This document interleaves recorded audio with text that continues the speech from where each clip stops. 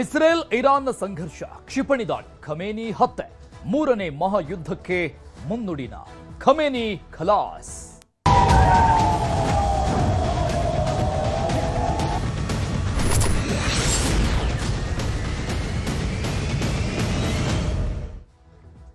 Khamenei ಹತ್ಯೆ ನಂತರದಲ್ಲಿ ಇರಾನ್ನ ರೊಚ್ಚಿಗೆದ್ದಿದೆ. ಈಗ ಇಸ್ರೇಲ್ನ ಹಲವು ನಗರಗಳ ಮೇಲೆ ಡ್ರೋನ್ ದಾಳಿ ನಡೀತಾ ಇದೆ ಇರಾನ್ ಕಡೆಯಿಂದ. ಕುವೈತ್ನ ಅಮೆರಿಕ ಸೇನಾ ನೆಲೆ ಮೇಲೆ ದಾಳಿಯಾಗಿದೆ. ಇರಾನ್ ಕಡೆಯಿಂದಲೂ ಕೂಡ ರೊಚ್ಚಿಗೆದ್ದ ಇರಾನ್ ತನ್ನ ಸೇನಾ ಶಕ್ತಿಯನ್ನ ಬಳಸಿ ಪ್ರತಿದಾಳಿಗೆ ಮುಂದಾಗ್ತಾ ಇದೆ. ಇಸ್ರೇಲ್ನ ಹಲವು ನಗರಗಳ ಮೇಲೆ ಡ್ರೋನ್ ದಾಳಿ. ಕುವೈತ್ನ ಅಮೆರಿಕ ಸೇನಾ ನೆಲೆ ಮೇಲೆ ದಾಳಿ. ಕುವೈತ್ನಲ್ಲಿ ತಾತ್ಕಾಲಿಕವಾಗಿ ಸೇನಾ ನೆಲೆಯನ್ನ ಅಮೆರಿಕ ರೆಡಿ ಮಾಡಿಕೊಂಡಿತ್ತು, ಅದನ್ನ ಧ್ವಂಸ ಮಾಡಿ ಇರಾನ್ನಿಂದ ಹಲವು ಅಮೆರಿಕ ಯೋಧರ ಹತ್ಯೆ ಕೂಡ ಆಗಿರುವಂತ ಮಾಹಿತಿ ಇದೆ. IRGC ಯೋಧರಿಂದ ನಿರಂತರ ದಾಳಿ. ಇರಾನ್ನ ವಿಂಗ್ ಕಮಾಂಡ್ ಇದು IRGC. ವಾಯು ದಾಳಿ ನಡೆಸ್ತಾ ಇದೆ. ನಮ್ಮ ಮೇಲೆ ದಾಳಿ ಮಾಡಿದರೆ ನಾವು ಸುಮ್ಮನಿರಲ್ಲ. ಇರಾನ್ ಪ್ರತಿದಾಳಿಗೆ ಟ್ರಂಪ್ ಮತ್ತೆ ಎಚ್ಚರಿಕೆ ಕೊಟ್ಟಿದ್ದಾರೆ. ಹಿಂದೆಂದೂ ನೋಡದ ರೀತಿ ದಾಳಿ ಮಾಡ್ತೀವಿ ಅಂತ ಮತ್ತೆ ಎಚ್ಚರಿಕೆ ಕೊಟ್ಟಿದ್ದಾರೆ ಡೊನಾಲ್ಡ್ ಟ್ರಂಪ್. ದಾಳಿಗೆ ನಿರ್ಧರಿಸಿದ್ರೆ ಊಹಿಸಲಾಗದ ಹೊಡೆತ ಇರಾನ್ಗೆ ಫಿಕ್ಸ್ ಅನ್ನೋದು ಟ್ರಂಪ್ ಎಚ್ಚರಿಕೆಯಾಗಿದೆ. ಮತ್ತೆ ಒಂದು ಕಡೆ ಖಮೇನಿ ಹತ್ಯೆ ನಂತರದಲ್ಲಿ ಇರಾನ್ ಕೂಡ ನಾವು ಸೋತಿಲ್ಲ, ಸುಮ್ಮನೆ ಕೂರೋರಲ್ಲ ಅನ್ನುವಂಥ ಅರ್ಥದಲ್ಲಿ ಪ್ರತಿ ದಾಳಿಗೆ ಮುಂದಾಗ್ತಾ ಇರೋದು. ಡ್ರೋನ್ ದಾಳಿ, ಮಿಸೈಲ್ಗಳ ದಾಳಿಯನ್ನ ಇಸ್ರೇಲ್ ಮೇಲೆ ಮಾಡ್ತಾ ಇದ್ದಾರೆ. ಇರಾನ್ ಇಸ್ರೇಲ್ ನಡುವೆ ಮಹಾಯುದ್ಧ ನಡೀತಾ ಇದೆ. ಇರಾನ್ ಪರಮೋಚ್ಚ ನಾಯಕ ಆಯತುಲ್ಲಾ ಅಲಿ ಖಮೇನಿ ಹತ್ಯೆ ಆಯಿತು. ಈಗ ಇರಾನ್ನಲ್ಲಿ ನಾಗರಿಕರ ಕಣ್ಣೀರು, ಭಾವುಕರಾಗ್ತಾ ಇದ್ದಾರೆ. ತಮ್ಮ ನಾಯಕನನ್ನ ಕಳೆದುಕೊಂಡು ಆಕ್ರೋಶ ವ್ಯಕ್ತವಾಗ್ತಾ ಇದೆ. ಖಮೇನಿ ಫೋಟೋ ಹಿಡಿದುಕೊಂಡು ಭಾವುಕರಾಗಿ ಕಣ್ಣೀರು ಹಾಕ್ತಾನೆ ತಮ್ಮ ಆಕ್ರೋಶವನ್ನ ವ್ಯಕ್ತಪಡಿಸ್ತಾ ಇದ್ದಾರೆ. ಇಸ್ರಾಯೇಲ್ ಮತ್ತು ಅಮೆರಿಕದ ಮೇಲೆ ಟೆಹರಾನ್ ವಿಶ್ವವಿದ್ಯಾಲಯದ ಬಳಿ ಲಕ್ಷಾಂತರ ಸಂಖ್ಯೆಯಲ್ಲಿ ಜನ ಜಮಾಯಿಸಿದ್ದಾರೆ. ಇರಾನ್ನ ಧ್ವಜ, ಖಮೇನಿ ಫೋಟೋ ಹಿಡಿದುಕೊಂಡು ಜೈಕಾರಗಳನ್ನು ಕೂಗ್ತಾ ಇದ್ದಾರೆ. ಜೊತೆಗೆ ಆಕ್ರೋಶವನ್ನು ವ್ಯಕ್ತಪಡಿಸ್ತಾ ಇದ್ದಾರೆ. ಇಸ್ರಾಯೇಲ್ ಮತ್ತು ಅಮೆರಿಕ ವಿರುದ್ಧ ಇರಾನ್ ನಾಗರಿಕರ ಆಕ್ರೋಶ. ವಿಶ್ವಸಂಸ್ಥೆ ಮಧ್ಯಪ್ರವೇಶ ಮಾಡಬೇಕು ಅಂತ ಇರಾನಿ ಪ್ರಜೆಗಳು ಆಗ್ರಹಿಸ್ತಾ ಇದ್ದಾರೆ. ಈ ಯುದ್ಧವನ್ನ ನಿಲ್ಲಿಸಬೇಕು, ಅಮೆರಿಕ ಮತ್ತು ಇಸ್ರೇಲ್ ದಾಳಿಯನ್ನ ತಡಿಬೇಕು ಅಂತ ಟೆಹರಾನ್ ವಿವಿ ಬಳಿ ಲಕ್ಷಾಂತರ ಸಂಖ್ಯೆಯಲ್ಲಿ ಜನ ಜಮಾಯಿಸಿರುವಂತಹ ದೃಶ್ಯಗಳಿದು. ಒಂದು ಕಡೆ ಟ್ರಂಪ್ ಮತ್ತೆ ಎಚ್ಚರಿಸ್ತಾ ಇದ್ದಾರೆ, ನೀವು ಪ್ರತಿದಾಳಿ ಮಾಡೋದಿದ್ರೆ ಅದಕ್ಕೆ ಬೆಲೆ ತೆರಬೇಕಾಗುತ್ತೆ ಅಂತ. ಹಿಂದೆಂದೂ ಊಹಿಸಿರದಂತಹ ರೀತಿಯಲ್ಲಿ ನಾವು ಮತ್ತೆ ಅಟ್ಯಾಕ್ ಮಾಡ್ತೀವಿ, ಧ್ವಂಸ ಮಾಡ್ತೀವಿ ಅಂತ ಎಚ್ಚರಿಸಿದ್ದಾರೆ. ಈ ಕೂಡಲೇ ದಾಳಿ ನಿಲ್ಲಿಸಿ ಅಂತ. ಯಾವಾಗ ಖಮೇನಿ ಹತ್ಯೆ ಆಯಿತು, ಒಂದಿಷ್ಟು ಪ್ರತಿಭಟನೆಗಳು, ಅಲ್ಲಿ ಜನರ ಆಕ್ರೋಶ ವ್ಯಕ್ತವಾಗ್ತಾ ಇದೆ ಇರಾನ್ನಲ್ಲಿ ಅಮೆರಿಕ ಮತ್ತು ಇಸ್ರೇಲ್ ವಿರುದ್ಧವಾಗಿ. ಸೊ ಅಲ್ಲಿನ ಸೇನಾಪಡೆಗಳು ಕೂಡ ಮತ್ತೆ ಅಟ್ಯಾಕ್ ಮಾಡೋಕೆ ಮುಂದಾಗಿದ್ದಾವೆ. ಇಸ್ರೇಲ್ನ ಹಲವು ನಗರಗಳನ್ನು ಗುರಿಯಾಗಿಸಿ ದಾಳಿ ಮಾಡ್ತಾ ಇದೆ. ಅದರಲ್ಲಿ ಪ್ರಮುಖವಾಗಿ ಇಸ್ರೇಲ್ನ ಕುವೈತ್ನಲ್ಲಿ ನಿರ್ಮಾಣ ಮಾಡಿದ್ದಂಥ ಅಮೆರಿಕದ ಸೇನಾ ಬೇಸ್, ಮಿಲಿಟರಿ ಬೇಸ್ ಏನಿತ್ತು ಅದನ್ನ ಧ್ವಂಸ ಮಾಡಿದೆ. ಅದರ ಮೇಲೆ ಮಿಸೈಲ್ ದಾಳಿ ಮಾಡಿದೆ, ಡ್ರೋನ್ ದಾಳಿ ಮಾಡಿದೆ ಇರಾನ್ ಕೂಡ. ಇರಾನ್ ವರ್ಸಸ್ ಇಸ್ರೇಲ್ ನಡುವೆ ಭೀಕರ ಯುದ್ಧ ಮುಂದುವರಿತಾ ಇದೆ. ಇರಾನ್ ಸೇನಾ ಮುಖ್ಯಸ್ಥನ ಹತ್ಯೆ ಆಗಿದೆ. ಇರಾನ್ ಸೇನಾ ಮುಖ್ಯಸ್ಥ ಅಬ್ದುಲ್ ರಹೀಂ ಮೌಸ್ವಿ ಸಾವನ್ನಪ್ಪಿದ್ದಾರೆ. ಸೇನಾ ಮುಖ್ಯಸ್ಥ ರಹೀಂ ಮೌಸ್ವಿ ಸಾವು. ಇರಾನಿನ ಸೇನಾ ಮುಖ್ಯಸ್ಥ ಇಸ್ರೇಲ್ ಅಮೆರಿಕ ಜಂಟಿ ದಾಳಿ ವೇಳೆ ಮತ್ತೊಬ್ಬ ಪ್ರಮುಖ ನಾಯಕನ ಸೇನಾ ಮುಖ್ಯಸ್ಥನ ಹತ್ಯೆ ಆಗಿದೆ. ಇರಾನ್ ಟೆಹರಾನ್ ಮೇಲೆ ಮತ್ತೆ ಜಂಟಿ ದಾಳಿ ನಡೆಸಿದೆ. ಸೊ ಪ್ರತಿದಾಳಿ ಶುರುವಾದ ತಕ್ಷಣ ಅಮೆರಿಕ ಮತ್ತು ಇಸ್ರೇಲ್ ಮತ್ತೆ ತಮ್ಮ ದಾಳಿಯನ್ನು ಮುಂದುವರೆಸಿದಂಗೆ ಕಾಣ್ತಾ ಇದೆ. ಈಗ ಮತ್ತೊಂದು ಲೇಟೆಸ್ಟ್ ಅಪ್ಡೇಟ್ಸ್. ಅಬ್ದುಲ್ ರಹೀಂ ಮೌಸ್ವಿ ಇರಾನ್ನ ಸೇನಾ ಮುಖ್ಯಸ್ಥ, ಪ್ರಮುಖ ನಾಯಕ, ಸೇನಾ ನಾಯಕ, ಅವರ ಫೋಟೋ ಇದು. ಇವರನ್ನ ಈಗ ಹತ್ಯೆ ಮಾಡಲಾಗಿದೆ. ಸೊ ಪ್ರಮುಖರನ್ನ ಹುಡುಕಿ ಈ ರೀತಿಯಾಗಿ ಇಸ್ರೇಲ್ ಮತ್ತು ಅಮೆರಿಕ ದಾಳಿಯನ್ನು ಮುಂದುವರಿಸ್ತಾ ಇದೆ. ಸೊ ಮೇಲಿಂದ ಮೇಲೆ ಒಂದು ಕಡೆ ಅಮೆರಿಕ, ಡೊನಾಲ್ಡ್ ಟ್ರಂಪ್ ಎಚ್ಚರಿಕೆಯನ್ನು ಕೊಡ್ತಾನೆ ಇದ್ದಾರೆ ಇರಾನ್ಗೆ. ಇನ್ ಕೇಸ್ ನೀವೇನಾದರೂ ಉದ್ವೇಗಕ್ಕೆ ಒಳಗಾಗಿ ಸಿಟ್ಟಿನಿಂದ ಖಮೇನಿ ಹತ್ಯೆ ಆಯಿತು ಅಂತ ಪ್ರತಿ ದಾಳಿಯನ್ನ ಕೌಂಟರ್ ಅಟ್ಯಾಕ್ ಅನ್ನ ಮಾಡೋಕೆ ಶುರು ಮಾಡಿದ್ರೆ ನಾವು ಸುಮ್ಮನೆ ಕೂರಲ್ಲ ಅಂತ ಇರಾನ್ ನಾಯಕ ಖಮೇನಿ ಹತ್ಯೆಗೆ ಖಂಡನೆ ವ್ಯಕ್ತವಾಗಿದೆ. ಖಮೇನಿ ಹತ್ಯೆಯನ್ನ ಖಂಡಿಸಿ ಪಾಕಿಸ್ತಾನದಲ್ಲಿ ಪ್ರತಿಭಟನೆ ಆಗಿದೆ. ಕರಾಚಿಯಲ್ಲಿರುವ ಅಮೆರಿಕ ರಾಯಭಾರ ಕಚೇರಿ ಮೇಲೆ ದಾಳಿ. ಪಾಕಿಸ್ತಾನದ ಕರಾಚಿಯಲ್ಲಿರುವಂತಹ ಅಮೆರಿಕದ ರಾಯಭಾರ ಕಚೇರಿ ಮೇಲೆ ದಾಳಿಯಾಗಿದೆ. ಖಮೇನಿ ಹತ್ಯೆಯನ್ನ ಖಂಡಿಸಿ ದೊಣ್ಣೆ ಕಲ್ಲುಗಳಿಂದ ದಾಳಿ ಮಾಡಿದ್ದಾರೆ ಜನ. ಅಂದ್ರೆ ಇರಾನ್ಗೆ ಬೆಂಬಲ ಕೊಟ್ಟು ಅಮೆರಿಕ ರಾಯಭಾರಿ ಕಚೇರಿ ಮೇಲೆ ದಾಳಿಯಾಗಿದೆ. ಕರಾಚಿಯಲ್ಲಿರುವಂತಹ ರಾಯಭಾರ ಕಚೇರಿ ಅಮೆರಿಕದ್ದು. ಅಮೆರಿಕದ ಈ ದಾಳಿಯನ್ನ ಖಂಡಿಸಿ ಪ್ರತಿಭಟನೆ ಜೋರಾಗ್ತಾ ಇದೆ ಪಾಕಿಸ್ತಾನದಲ್ಲೂ ಕೂಡ. ನೋಡಿದು ಪಾಕಿಸ್ತಾನದ ದೃಶ್ಯಗಳು ನಮ್ಮ ಸ್ಕ್ರೀನ್ನ ಬಲಭಾಗದಲ್ಲಿ ನೋಡ್ತಾ ಇರುವಂಥದ್ದು. ಕರಾಚಿಯಲ್ಲಿ ನಡೀತಾ ಇರುವಂತಹ ಪ್ರತಿಭಟನೆ ಅತಿ ದೊಡ್ಡ ಪ್ರತಿಭಟನೆ ಕೂಡ ಆಗ್ತಾ ಇದೆ. ಇರಾನ್ಗೆ ಬೆಂಬಲವನ್ನು ವ್ಯಕ್ತಪಡಿಸಿ ಖಮೇನಿಯ ಹತ್ಯೆಯನ್ನು ಖಂಡಿಸಿ, ಇಸ್ರೇಲ್ಗೆ ಅಮೆರಿಕ ಬೆಂಬಲವನ್ನು ಕೊಟ್ಟಿರುವಂಥದ್ದನ್ನು ಖಂಡಿಸಿ, ಅಮೆರಿಕ ದಾಳಿ ಮಾಡಿರುವುದನ್ನು ಖಂಡಿಸಿ ಆಗ್ತಾ ಇರುವಂತಹ ಪ್ರತಿಭಟನೆ. ಅಮೆರಿಕದ ಕರಾಚಿಯಲ್ಲಿನ ರಾಯಭಾರಿ ಕಚೇರಿಯನ್ನು ಹೊಡೆದುಹಾಕಿದ್ದಾರೆ ಉದ್ರಿಕ್ತರದು ಪ್ರತಿಭಟನಾ ನಿರತ ಪಾಕಿಸ್ತಾನದಲ್ಲಿ ದೊಣ್ಣೆ ಕಲ್ಲುಗಳಿಂದ ಹೆಂಗ್ ಬೇಕಂಗ್ ಹೊಡೆದಿದ್ದಾರೆ. ಸೊ ಆ ಪ್ರತಿಭಟನೆಯ ದೃಶ್ಯಾವಳಿಗಳಿವೆ. ಮತ್ತೊಂದು ಕಡೆ ಇಸ್ರೇಲ್ ಅಮೆರಿಕ ಜಂಟಿಯಾಗಿ ಯಥಾ ಪ್ರಕಾರವಾಗಿ ಇರಾನ್ ಮೇಲೆ ತನ್ನ ದಾಳಿಯನ್ನ ಮುಂದುವರಿಸ್ತಾನೆ ಇದೆ. ಇರಾನ್ ಕೂಡ ಸುಮ್ಮನೆ ಇಲ್ಲ. ಇಸ್ರೇಲ್ ಅನ್ನ ಗುರಿಯಾಗಿಸಿಕೊಂಡು ವೈಮಾನಿಕ ದಾಳಿಗೆ ಮುಂದಾಗ್ತಾ ಇದೆ. ಕುವೈತ್ನಲ್ಲಿರುವಂತಹ ಸೇನಾ ನೆಲೆ ಮೇಲೆ ಮಿಲಿಟರಿ ಬೇಸ್ ಅನ್ನ ಟಾರ್ಗೆಟ್ ಮಾಡಿ ಹೊಡೆದು ಉರುಳಿಸಿದೆ ಅನ್ನುವಂಥ ಮಾಹಿತಿ ಇದೆ.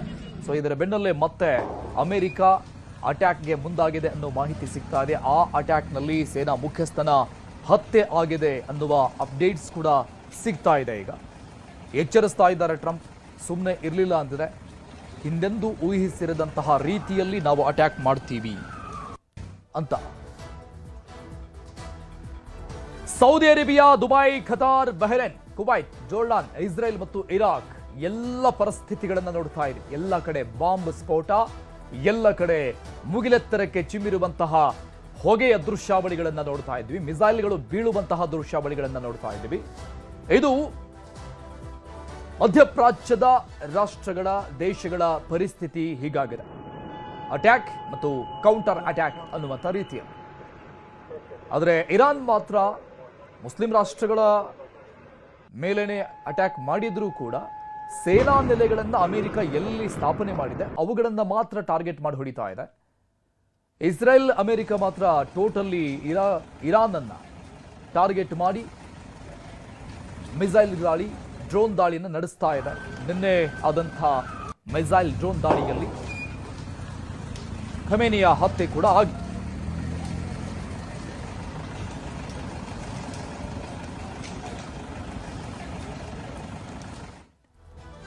ಇವಾಗ ಡೀಟೇಲ್ಸ್ ಕೊಡ್ತಾರೆ ನಮ್ಮ news editor doctor Ramesh. News ಡೆಸ್ಕ್ನಿಂದ ಲೈವ್ ನಲ್ಲಿ ಜಾಯ್ನ್ ಆಗ್ತಾ ಇದ್ದಾರೆ. ಡಾಕ್ಟರ್ ರಮೇಶ್, ಖಮೇನಿ ಹತ್ಯೆ ಆಯಿತು.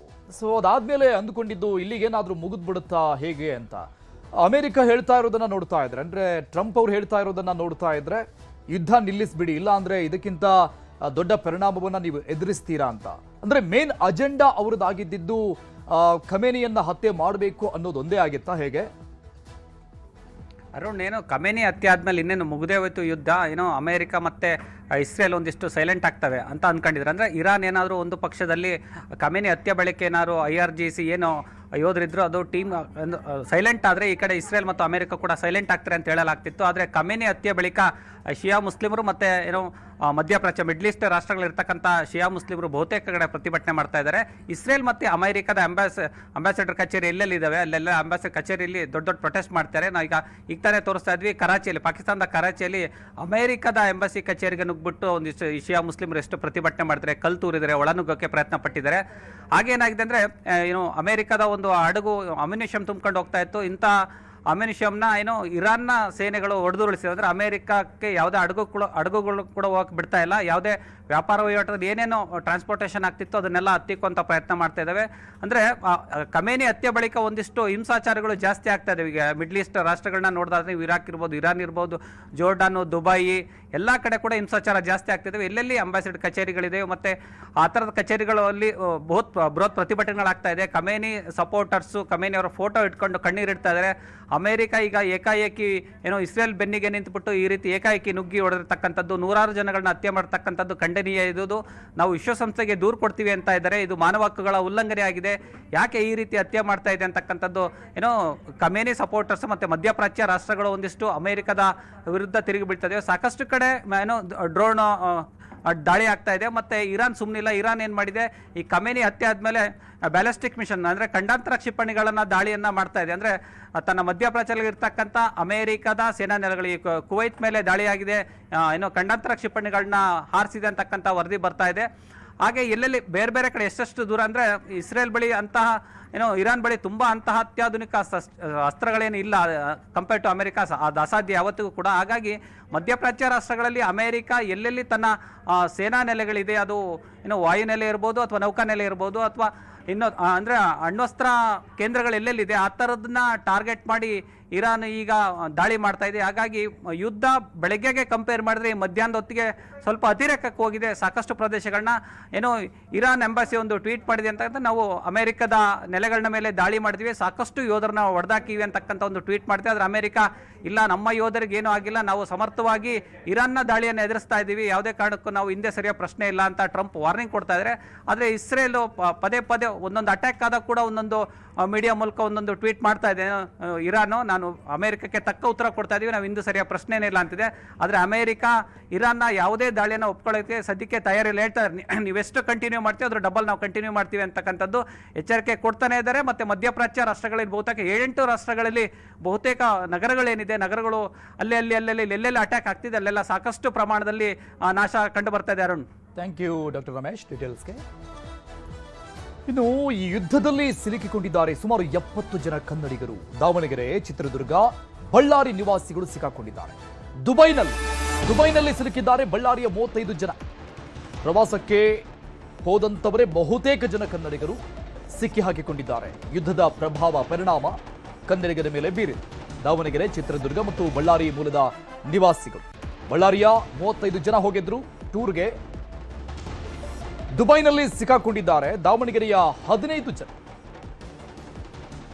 ಬೇಡ್ಕೊಳ್ತಾ ಇದ್ದಾರೆ ಪಾಪ ಅವರೀಗ ಬೇಗ ವಾಪಸ್ ಕರೆಸ್ಕೊಳ್ಳಿ ಅಂತ ತಮ್ಮ ಅಳಲನ್ನ ತೋಡಿಕೊಳ್ತಾ ಇದ್ದಾರೆ. ಯಾಕಂದ್ರೆ ಅಲ್ಲಿ ಪರಿಸ್ಥಿತಿ ಆ ರೀತಿಯಾಗಿದೆ. ಅಪ್ಡೇಟ್ಸ್ ಮೇಲೆ ಅಪ್ಡೇಟ್ಸ್ ಬರ್ತಾನೆ ಇದೆ. ಯುದ್ಧದ ಭೀಕರತೆ ಕ್ಷಣಕ್ಕೂ ಜಾಸ್ತಿ ಆಗ್ತಾ ಇದೆ. ಫ್ಲೈಟ್ ಎಲ್ಲವೂ ಕೂಡ ಕ್ಯಾನ್ಸಲ್ ಆಗಿದೆ, ಏರ್ ಸ್ಟ್ರೈಕ್ ಆಗಿದೆ. ಸೊ ಹಾಗಾಗಿ ಹೇಗಾದ್ರೂ ಮಾಡಿ ನಮ್ಮನ್ನ ಮತ್ತೆ ನಮ್ಮ ತಾಯ್ನಾಡಿಗೆ ಕರೆದುಕೊಂಡು ಹೋಗ್ಬಿಡಿ ಅಂತ ತಮ್ಮ ಅಳಲನ್ನ ಕನ್ನಡಿಗರು ತೋಡಿಕೊಳ್ತಾ ಇದ್ದಾರೆ.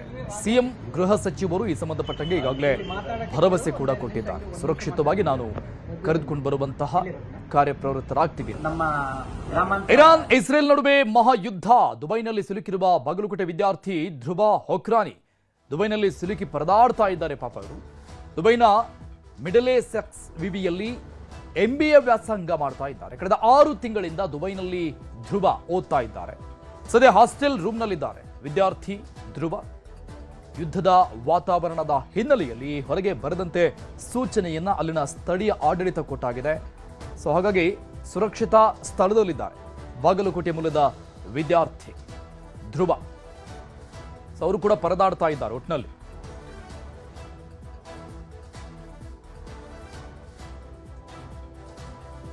ವಿದ್ಯಾರ್ಥಿ ಧ್ರುವ ಅವರ ತಂದೆ ಸಂತೋಷ್ ಅವರನ್ನ ನಮ್ಮ ಪ್ರತಿನಿಧಿ ಮಂಜುನಾಥ್ ಮಾತನಾಡಿಸಿದ್ರು. ಏನು ಹೇಳಿದ್ರು ಅನ್ನೋದನ್ನು ನೋಡೋಣ. ಇರಾನ್ ಮೇಲೆ ಅಮೆರಿಕ ಮತ್ತು ಇಸ್ರೇಲ್ ಜಂಟಿ ದಾಳಿ ನಡೆಸಿರುವ ಹಿನ್ನೆಲೆಯಲ್ಲಿ ಇದೀಗ ದುಬೈ ಸೇರಿದಂತೆ ಅನೇಕ ಭಾಗಗಳಲ್ಲಿ ಒಂದು ರೀತಿಯಾಗಿ ಪ್ರಕ್ಷುಬ್ಧ ವಾತಾವರಣ ನಿರ್ಮಾಣಗೊಂಡಿದೆ. ಸದ್ಯ ಬಾಗಲಕೋಟೆಯಲ್ಲಿರ್ತಕ್ಕಂತಹ ಧ್ರುವ ಸಂತೋಷ್ ಹೊಕ್ರಾನಿ ಅವರು ಕೂಡ ಏನು MBA ವಿದ್ಯಾಭ್ಯಾಸಕ್ಕಾಗಿ ದುಬೈಗೆ ಹೋಗಿದ್ರು. ಅವರು ಸದ್ಯ ಈಗ ಹಾಸ್ಟೆಲ್ನಲ್ಲಿರುವಂಥದ್ದು. ಅವರು ಇರುವಂತಹ ಅಕ್ಕಪಕ್ಕದ ಸ್ಥಳಗಳಲ್ಲಿ ಕೆಲವೊಂದಿಷ್ಟು ಮಿಸೈಲ್ಗಳು ಹಾರಾಡುವಂಥದ್ದನ್ನೆಲ್ಲ ಕೂಡ ಮಾಹಿತಿ ಬರ್ತಾ ಇರುವಂಥದ್ದು. ಸದ್ಯ ನಾನೀಗ ಏನು ಧ್ರುವ ಅವರ ಮನೆಯಲ್ಲಿದ್ದೀನಿ. ಅವರ ತಂದೆಯವರು ಸಂತೋಷ್ ಹೊಕ್ರಾನಿ ಅವರು ನಮ್ಮ ಜೊತೆಗಿದ್ದಾರೆ. ಸರ್, ಧ್ರುವ ಅವ್ರ ಜೊತೆಗೆ ಯಾವಾಗ ಮಾತಾಡಿದ್ರಿ? ಅಲ್ಲಿ ಸಿಚುವೇಶನ್ ಎಲ್ಲ ಹೆಂಗೆ ಏನಂತ ಹೇಳಿ ಎಕ್ಸ್ಪ್ಲೇನ್ ಮಾಡಾಕ್ತಿದ್ರು ಅಂತ ಹೇಳಿ. ಸರ್, ಅದು ನಿನ್ನೆ ಆ ಘಟನೆ ಆದ ತಕ್ಷಣ ಅವ್ರ ಫೋನಲ್ಲಿ ಮಾತಾಡಿದೆ ನಾನು. ಅವಾಗ ಮಾತಾಡಿದಾಗ ಅವರು ಹೇಳಿದರು ಅಲ್ಲೇನು ಯಾವ ಥರ ಹೆದರ್ಕೊಳ್ಳುವಂಥ ಪರಿಸ್ಥಿತಿ ಇರಲಿಲ್ಲ ಅಲ್ಲಿ. ಆದರೆ ಸಂಜೆ ಆಗ್ತಿದ್ದಂತೆ ಕೆಲವೊಂದಿಷ್ಟು ಅವರು ದುಬೈಲಿದ್ದಾನೀಗ. ಆದರೆ UAEಯಲ್ಲಿ ಅಂದರೆ UAEಯಲ್ಲಿ ಬರ್ತಕ್ಕಂಥ ಅಬುಧಾಬಿಯಲ್ಲಿ ಕೆಲವು ಡ್ರೋನ್ ಅಟ್ಯಾಕ್ ಆಗಿದೆ ಅಂಥೇಳಿ ಅವನ ಗಮನಕ್ಕೂ ಬಂತು. ಅಲ್ಲಿ ಇದ್ದಂಥ ಸೋಷಿಯಲ್ ಮೀಡಿಯಾದಲ್ಲಿ ಕೂಡ ಅವನಿಗೆ ಗಮನಕ್ಕೆ ಬಂದಿದೆ. ಅದೇ ರೀತಿ ಅವನು ಇರ್ತಕ್ಕಂಥ MBA ಮಾಡೋಕ್ಕೆ ಹೋಗಿದ್ದಾನೆ. ಅಲ್ಲಿ ಮಿಡ್ಲ್ ಸೆಕ್ಸ್ ಯೂನಿವರ್ಸಿಟಿ ಲಂಡನ್ ಇವರ ಬ್ರಾಂಚ್ ದುಬೈದಲ್ಲಿ ಕೂಡ ಇದೆ. ಅಲ್ಲಿ MBA ಮಾಡೋಕ್ಕೆ ಹೋಗಿದ್ದಾನೆ ಅವನು. ಸುಮಾರು 6 ತಿಂಗಳಿಂದ ಅಲ್ಲೇ ಇದ್ದಾನೆ ಅವನು. ಆದರೆ ಅಲ್ಲೇ ಅವರು ಇರ್ತಕ್ಕಂಥ ಏನು ದುಬೈ ಅಕಾಡೆಮಿಕ್ ಸಿಟಿ ಅಂತ ಹೇಳಿ ಎಲ್ಲ ಯೂನಿವರ್ಸಿಟಿಗಳಿರ್ತಕ್ಕಂಥ ಲೊಕೇಶನ್ದಲ್ಲಿ ಯಾವುದೂ ಅಹಿತಕರ ಘಟನೆ ಆಗಲಿ ಅಥವಾ ಬಾಂಬ್ ದಾಳಿ ಆಗಿ ಆ ಏರಿಯಾದಲ್ಲಿ ಆಗಿಲ್ಲ. ಆದರೆ ಅವ್ರು ಇರ್ತಕ್ಕಂಥ ಸ್ವಲ್ಪ ದೂರದಲ್ಲಿ ಡ್ರೋನ್ ಅಟ್ಯಾಕ್ಗಳಾಗಿದೆ. ಬಟ್ UAE ಸರ್ಕಾರ ಕೂಡ ಅವ್ರನ್ನ ವಿಫಲಗೊಳಿಸೋದ್ರಲ್ಲಿ ಅವರು ಯಶಸ್ವಿಯಾಗಿದ್ದಾರೆ ಅಂತ ತಮ್ಮ ಮೂಲಕ ಹೇಳಕ್ಕೆ ಇಚ್ಛೆ ಪಡ್ತೀನಿ. ಅದೇ ರೀತಿ ಇದೀಗ ತಾನೇ ಕೂಡ ಅವನಿಗೆ ಮಾತಾಡಿದೆ ನಾನು. ಅವನು ಯಾವುದೇ ರೀತಿಯಲ್ಲಿ ತೊಂದರೆ ಇರಲಿಲ್ಲ.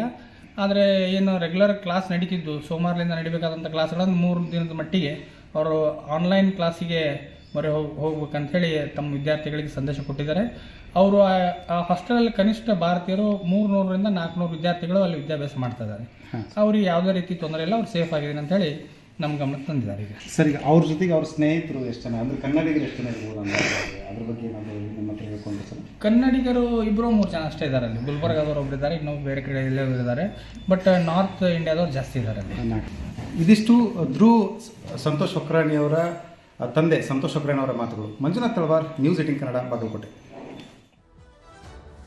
ಇರಾನ್ ಇಸ್ರೇಲ್ ನಡುವೆ ಮಹಾಯುದ್ಧ ನಡೀತಾ ಇದೆ. ದುಬೈನಲ್ಲಿ ಸಿಲುಕಿರುವ ಕನ್ನಡಿಗ ಟೆಕ್ಕಿ, ಬಾಗಲಕೋಟೆ ಮೂಲದ ಟೆಕ್ಕಿ ಗಿರೀಶ್ ಅವರು ಸಿಕ್ಕಾಕೊಂಡು ಒದಾಡ್ತಾ ಇದ್ದಾರೆ, ಪರದಾಡ್ತಾ ಇದ್ದಾರೆ. ದುಬೈ ಏರ್ಪೋರ್ಟ್ನಲ್ಲಿ ಸಿಕ್ಕಾಕೊಂಡಿದ್ದಾರೆ. ಬೆಂಗಳೂರಿಂದ ಪ್ಯಾರಿಸ್ಗೆ ಹೋಗ್ತಾ ಇದ್ರು ಗಿರೀಶ್. ಕೆಲಸದ ನಿಮಿತ್ತ ನಿನ್ನೆ ಪ್ಯಾರಿಸ್ಗೆ ಹೋಗ್ತಾ ಇದ್ರು. ಆದರೆ ಹೀಗಾಗ್ಬಿಟ್ಟಿದೆ. ಯುದ್ಧದ ಹಿನ್ನೆಲೆಯಲ್ಲಿ ದುಬೈನಲ್ಲಿ ವಿಮಾನ ಹಾರಾಟ ರದ್ದು ಮಾಡಲಾಗಿದೆ. ಏರ್ ಸ್ಟ್ರೈಕ್ ಆಗಿದೆ. ವಿಮಾನಗಳ ಸಂಚಾರವಿಲ್ಲದೆ ಏರ್ಪೋರ್ಟ್ನಲ್ಲಿ ಈಗ ಲಾಕ್ ಆಗಿದ್ದಾರೆ. ದುಬೈನ ಅಬುದಾಬಿಯಲ್ಲೇ ಸದ್ಯಕ್ಕೆ ಉಳಿದುಕೊಂಡಿದ್ದಾರೆ ಗಿರೀಶ್. ಬೆಂಗಳೂರಿನ IDEMIA ಕಂಪನಿಯಲ್ಲಿ ಟೆಕ್ನಿಕಲ್ ಮ್ಯಾನೇಜರ್ ಸದ್ಯಕ್ಕೆ ಸೇಫ್ ಆಗಿ ಹೋಟೆಲ್ನಲ್ಲಿ ಉಳಿದುಕೊಂಡಿದ್ದಾರೆ.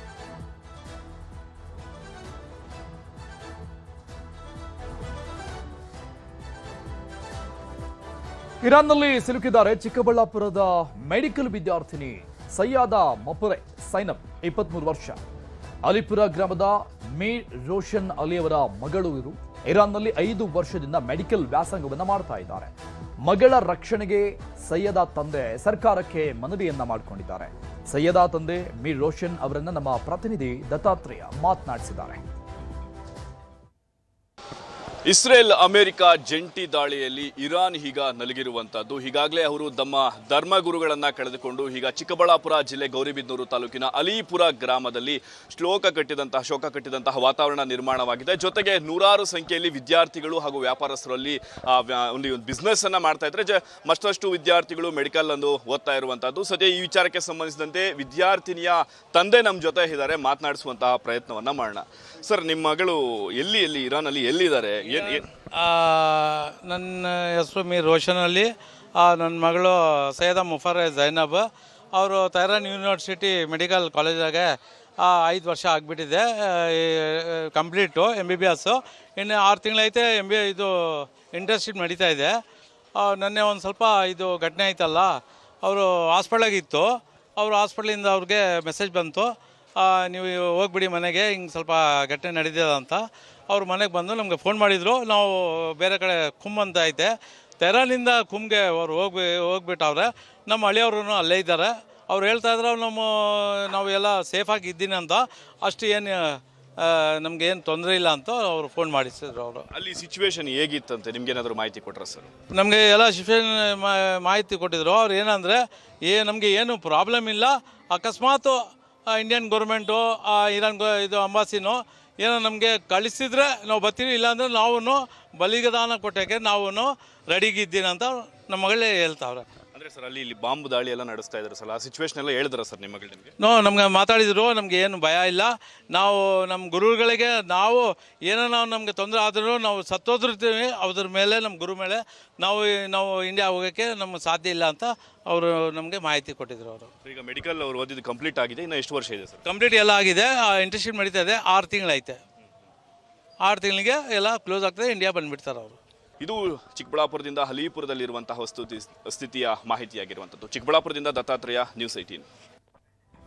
ಇನ್ನು ದುಬೈನಲ್ಲಿ ಬಳ್ಳಾರಿ, ಚಿತ್ರದುರ್ಗ ಪ್ರವಾಸಿಗರು ಕೂಡ ಪರದಾಡ್ತಾ ಇದ್ದಾರೆ. ಫೆಬ್ರವರಿ 24ರಂದು ಬಳ್ಳಾರಿಯಿಂದ ಪ್ರವಾಸಕ್ಕೆ ಅಂತ ಹೋಗಿದ್ರು. ಇವರೆಲ್ಲ 28ನೇ ತಾರೀಕು ಫೆಬ್ರವರಿ 28ನೇ ತಾರೀಕು ವಾಪಸ್ ಬರಬೇಕಾಗಿತ್ತು ಬಳ್ಳಾರಿಯಿಂದ ಹೋದಂತಹ ಪ್ರವಾಸಿಗರು. ಆದರೆ ಬರೋಕ್ಕಾಗಿಲ್ಲ. ಕಾರಣ ಯುದ್ಧದ ಪರಿಣಾಮ, ಯುದ್ಧ ಭೀತಿ ಹಿನ್ನೆಲೆಯಲ್ಲಿ ದುಬೈನಲ್ಲೇ ಲಾಕ್ ಆಗಿದ್ದಾರೆ. ಏರ್ಪೋರ್ಟ್ ಕ್ಲೋಸ್ ಆಗಿದೆ ದುಬೈನಲ್ಲಿ, ಅಬುದಾಬಿಯಲ್ಲಿ. ಸದ್ಯಕ್ಕೆ ಸುರಕ್ಷಿತವಾಗಿದ್ದಾರೆ ಬಳ್ಳಾರಿಯ 35 ಜನ ಪ್ರವಾಸಿಗರು ಕೂಡ. ಚಿತ್ರದುರ್ಗದ 15 ಜನ ಪ್ರವಾಸಿಗರು ಕೂಡ ಸುರಕ್ಷಿತವಾಗಿದ್ದಂತಹ ಸ್ಥಳಗಳಲ್ಲಿ ಇದ್ದಾರೆ ಅನ್ನೋ ಮಾಹಿತಿ ಇದೆ. ಸೊ ಎಲ್ಲರೂ ಕೂಡ ಪ್ಯಾಕೇಜ್ ಟೂರ್ಗೆ ಅಂತ ಹೋಗಿದ್ದು 5 ದಿನಗಳ ಕಾಲ. ನ್ಯೂಸ್ 18 ಕನ್ನಡದ ಜೊತೆ ದುಬೈನಲ್ಲಿ ಸಿಲುಕಿದವರ ಜೊತೆ ವಿಡಿಯೋ ಕಾಲ್ ಮೂಲಕ ಮಾತುಕತೆ ಆಗಿದೆ. ಏನ್ ಹೇಳಿದ್ರು ಅನ್ನೋದನ್ನ ನೋಡೋಣ.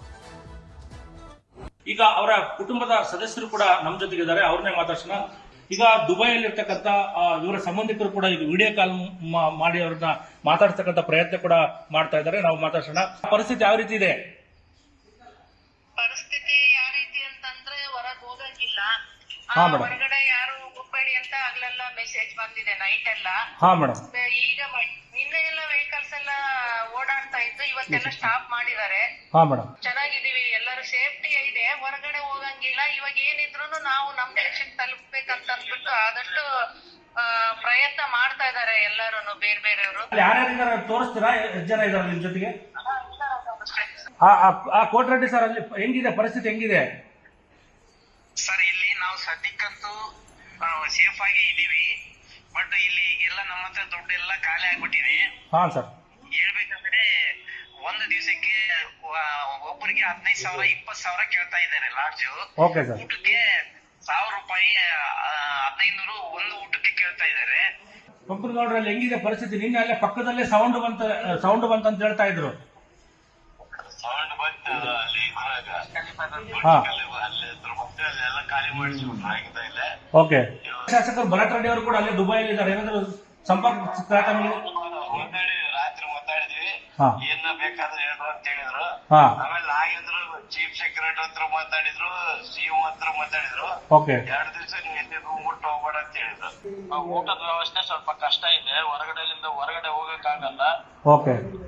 ಎಲ್ಲ ಭರತ್ ರೆಡ್ಡಿ ಅವರಲ್ಲಿ ಮತ್ತೆ ಶಾಸಕರಲ್ಲಿ ನಾಗೇಂದ್ರ ಶಾಸಕರ ಸಾಹೇಬ್ರ ಹತ್ರ ಮತ್ತು ಸಿಎಂ ಅವ್ರ ಹತ್ರನು ಎಲ್ಲ ಡಿಸಿಎಂ ಅವ್ರ ಹತ್ರನು ನಾವು ಕೇಳ್ಕೊಳ್ಳೋದು ವಿನಂತಿ ಸರ್. Thank you sir. ಇದಿಷ್ಟು ದುಬೈಯಲ್ಲಿ ಸಿಲುಕಿರ್ತಕ್ಕಂಥ ಬಳ್ಳಾರಿ ಮೂಲದ ಪ್ರವಾಸಿಗರು ಏನಿದ್ದಾರೆ ಅವರೆಲ್ಲರೂ ಕೂಡ ವಿಡಿಯೋ ಕಾಲ್ ಮೂಲಕ ಅವರ ಕುಟುಂಬ ಸದಸ್ಯರ ಜೊತೆಗೆ ಮಾತಾಡಿರ್ತಕ್ಕಂಥದ್ದು. ತಾಯ್ನಾಡಿಗೆ ಅಂದ್ರೆ ಕರ್ನಾಟಕಕ್ಕೆ ಕರೆತರ್ತಕ್ಕಂಥ ಪ್ರಯತ್ನ ಕೂಡ ಸರ್ಕಾರ ಮುಂದಾಗಬೇಕು ಅನ್ನೋ ನಿಟ್ಟಿನಲ್ಲಿ ಕೂಡ ಅವರು ಒತ್ತಾಯನ ಕೂಡ ಮಾಡ್ತಾ ಇರ್ತಕ್ಕಂಥದ್ದು. ಕ್ಯಾಮರಾಮನ್ ಬಸವರಾಜ್ ಜೊತೆ ನ್ಯೂಸ್ 18. ಬೆಂಗಳೂರಿನ ಅಂಜನಾಪುರದಲ್ಲಿ ಬೆಂಕಿ ಅವಘಡ ನಡೆದಿದೆ. ಬೃಹತ್ ಹಾಸಿಗೆ ಗೋಡೌನ್ಗೆ ಬೆಂಕಿ ಹೊತ್ತು ಇಡೀ ಗೋಡೌನ್ ಧಗಧಗಿಸೋಗಿದೆ. ಇದ್ರ ಜೊತೆಗೆ ಗೋಡೌನ್ ಹೊರಗಿದ್ದಂತಹ ವಾಹನಗಳು ಕೂಡ ಭಸ್ಮ ಆಗಿದ್ದಾವೆ. ಹಾಸಿಗೆ ಗೋಡೌನ್ ಸುಟ್ಟು ಹೋಗಿರೋದು, ಗೋಡೌನ್ ಆಚೆ ಇದ್ದಂತ ವೆಹಿಕಲ್ಸ್ಗಳು ಕೂಡ ಸುಟ್ಟು ಹೋಗಿದ್ದಾವೆ. ಅಕ್ಕಪಕ್ಕದ 2 ಅಪಾರ್ಟ್ಮೆಂಟ್ಗಳಿಗೂ ಕೂಡ ಹಾನಿಯಾಗಿದೆ. ಸಾರ್ವಜನಿಕರಿಗೆ ಉಸಿರುಗಟ್ಟಿಸುವಂತಹ ವಾತಾವರಣ ನಿರ್ಮಾಣವಾಗಿತ್ತು. ಯಾಕಂದ್ರೆ ಅಷ್ಟರ ಮಟ್ಟಿಗೆ ದಟ್ಟವಾದಂತಹ ಹೊಗೆ ಅಲ್ಲಿ ಬರ್ತಾ ಇದೆ. ಬೆಂಕಿ ನಂದಿಸಲಾಗಿದೆ ಈಗ ಅಗ್ನಿಶಾಮಕ ಸಿಬ್ಬಂದಿಯಿಂದ. ಸಿಕ್ಕಾಪಟ್ಟೆ ಹೊಗೆ ಬಾನೆತ್ತರಕ್ಕೆ ಚಿಮ್ಮುವಂತಹ ರೀತಿಯಲ್ಲಿ ಬೆಂಕಿಯ ಕೆನ್ನಾಲಿಗೆ ಇತ್ತು, ಹೊಗೆಯ ವಾತಾವರಣ ಇತ್ತು. ಇದರಿಂದ ಅಕ್ಕಪಕ್ಕದಲ್ಲಿ ರೆಸಿಡೆಂಟಲ್ ಏರಿಯಾ ಆಗಿರೋದ್ರಿಂದ, ಜನನಿಬಿಡ ಪ್ರದೇಶ ಆಗಿರೋದ್ರಿಂದ ಜನ ಅಲ್ಲಿ ನಿಲ್ಲೋಕ್ಕೂ ಕೂಡ ಆಗ್ತಾ ಇರಲಿಲ್ಲ. ಅಷ್ಟರ ಮಟ್ಟಿಗೆ ಬೆಂಕಿಯ ಕೆನ್ನಾಲಿಗೆ ಇತ್ತು, ಹೊಗೆಯ ವಾತಾವರಣ ಇತ್ತು. 2 ಅಪಾರ್ಟ್ಮೆಂಟ್ಗಳಿಗೂ ಕೂಡ ಹಾನಿಯಾಗಿದೆ ಅನ್ನುವಂತಹ ಮಾಹಿತಿ ಇದೆ. ಸೊ ಬಹುತೇಕ ಸುತ್ತಮುತ್ತಲೂ ಇರುವಂತಹ ಅಪಾರ್ಟ್ಮೆಂಟ್ ನಿವಾಸಿಗಳನ್ನ ಸ್ಥಳಾಂತರ ಮಾಡಿರುವಂತಹ ಸಾಧ್ಯತೆಗಳಿವೆ.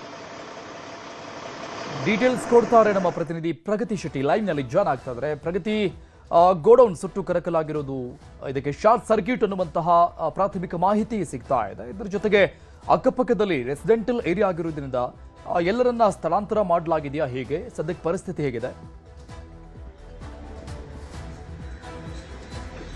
ಅರುಣ್, ಅಂಜನಾಪುರದಲ್ಲಿ ಬೆಳಗ್ಗೆ ಸುಮಾರು 7:45 ಹೊತ್ತಿಗೆ ಅಗ್ನಿ ಅವಘಡ ಆಗುತ್ತೆ. ಅಲ್ಲೇ ಇದ್ದಂತಹ ಒಂದು ದೊಡ್ಡ ಗೋದಾಮು, ಹಾಸಿಗೆಯ ಗೋದಾಮ್ ಅದು.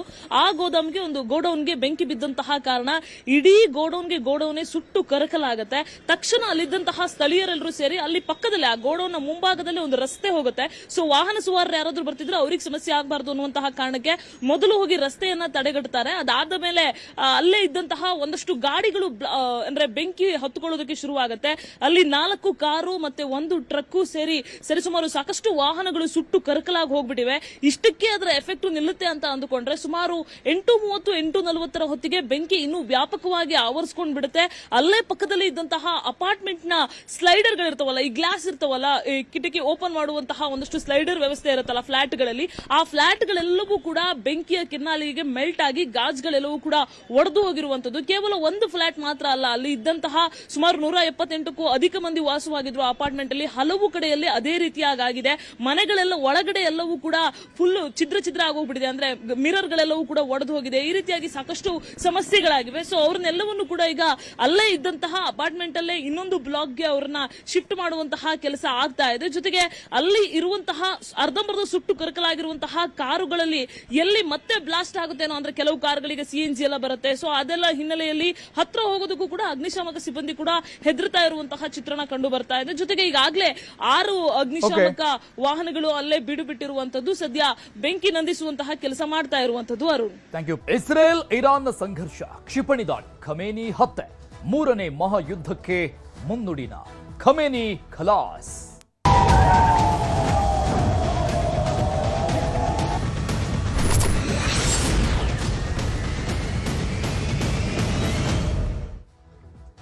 ಖಮೇನಿ ಹತ್ಯೆ ನಂತರದಲ್ಲಿ ಇರಾನ್ನ ರೊಚ್ಚಿಗೆದ್ದಿದೆ. ಈಗ ಇಸ್ರೇಲ್ನ ಹಲವು ನಗರಗಳ ಮೇಲೆ ಡ್ರೋನ್ ದಾಳಿ ನಡೀತಾ ಇದೆ ಇರಾನ್ ಕಡೆಯಿಂದ. ಕುವೈತ್ನ ಅಮೆರಿಕ ಸೇನಾ ನೆಲೆ ಮೇಲೆ ದಾಳಿಯಾಗಿದೆ. ಇರಾನ್ ಕಡೆಯಿಂದಲೂ ಕೂಡ ರೊಚ್ಚಿಗೆದ್ದ ಇರಾನ್ ತನ್ನ ಸೇನಾ ಶಕ್ತಿಯನ್ನ ಬಳಸಿ ಪ್ರತಿದಾಳಿಗೆ ಮುಂದಾಗ್ತಾ ಇದೆ. ಇಸ್ರೇಲ್ನ ಹಲವು ನಗರಗಳ ಮೇಲೆ ಡ್ರೋನ್ ದಾಳಿ. ಕುವೈತ್ನ ಅಮೆರಿಕ ಸೇನಾ ನೆಲೆ ಮೇಲೆ ದಾಳಿ.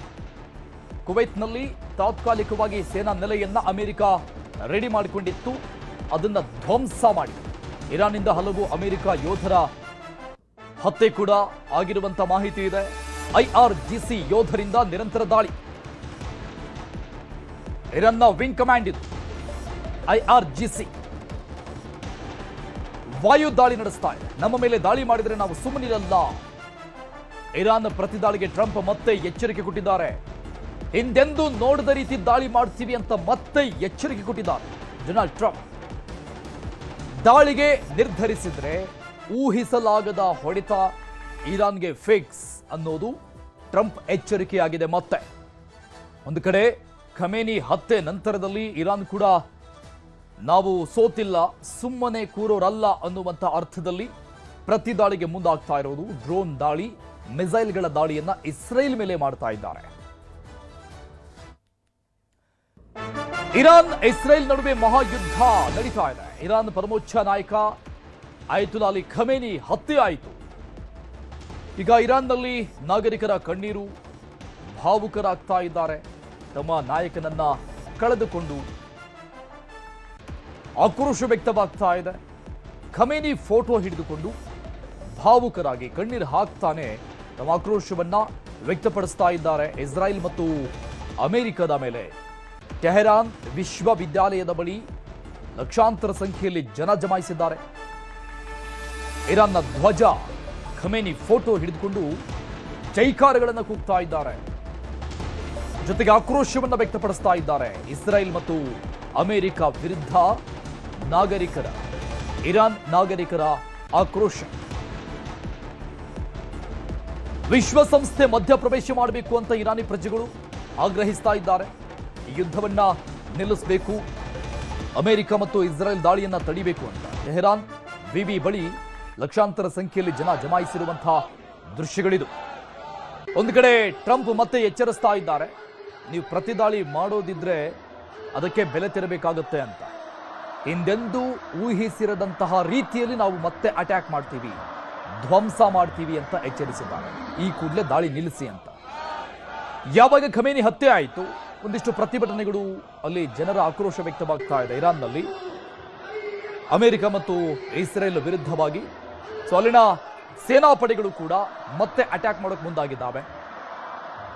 ಇಸ್ರೇಲ್ನ ಹಲವು ನಗರಗಳನ್ನು ಗುರಿಯಾಗಿಸಿ ದಾಳಿ ಮಾಡ್ತಾ ಇದೆ. ಅದರಲ್ಲಿ ಪ್ರಮುಖವಾಗಿ ಇಸ್ರೇಲ್ನ ಕುವೈತ್ನಲ್ಲಿ ನಿರ್ಮಾಣ ಮಾಡಿದ್ದಂಥ ಅಮೆರಿಕದ ಸೇನಾ ಬೇಸ್, ಮಿಲಿಟರಿ ಬೇಸ್ ಏನಿತ್ತು ಅದನ್ನ ಧ್ವಂಸ ಮಾಡಿದೆ. ಅದರ ಮೇಲೆ ಮಿಸೈಲ್ ದಾಳಿ ಮಾಡಿದೆ, ಡ್ರೋನ್ ದಾಳಿ ಮಾಡಿದೆ ಇರಾನ್ ಕೂಡ.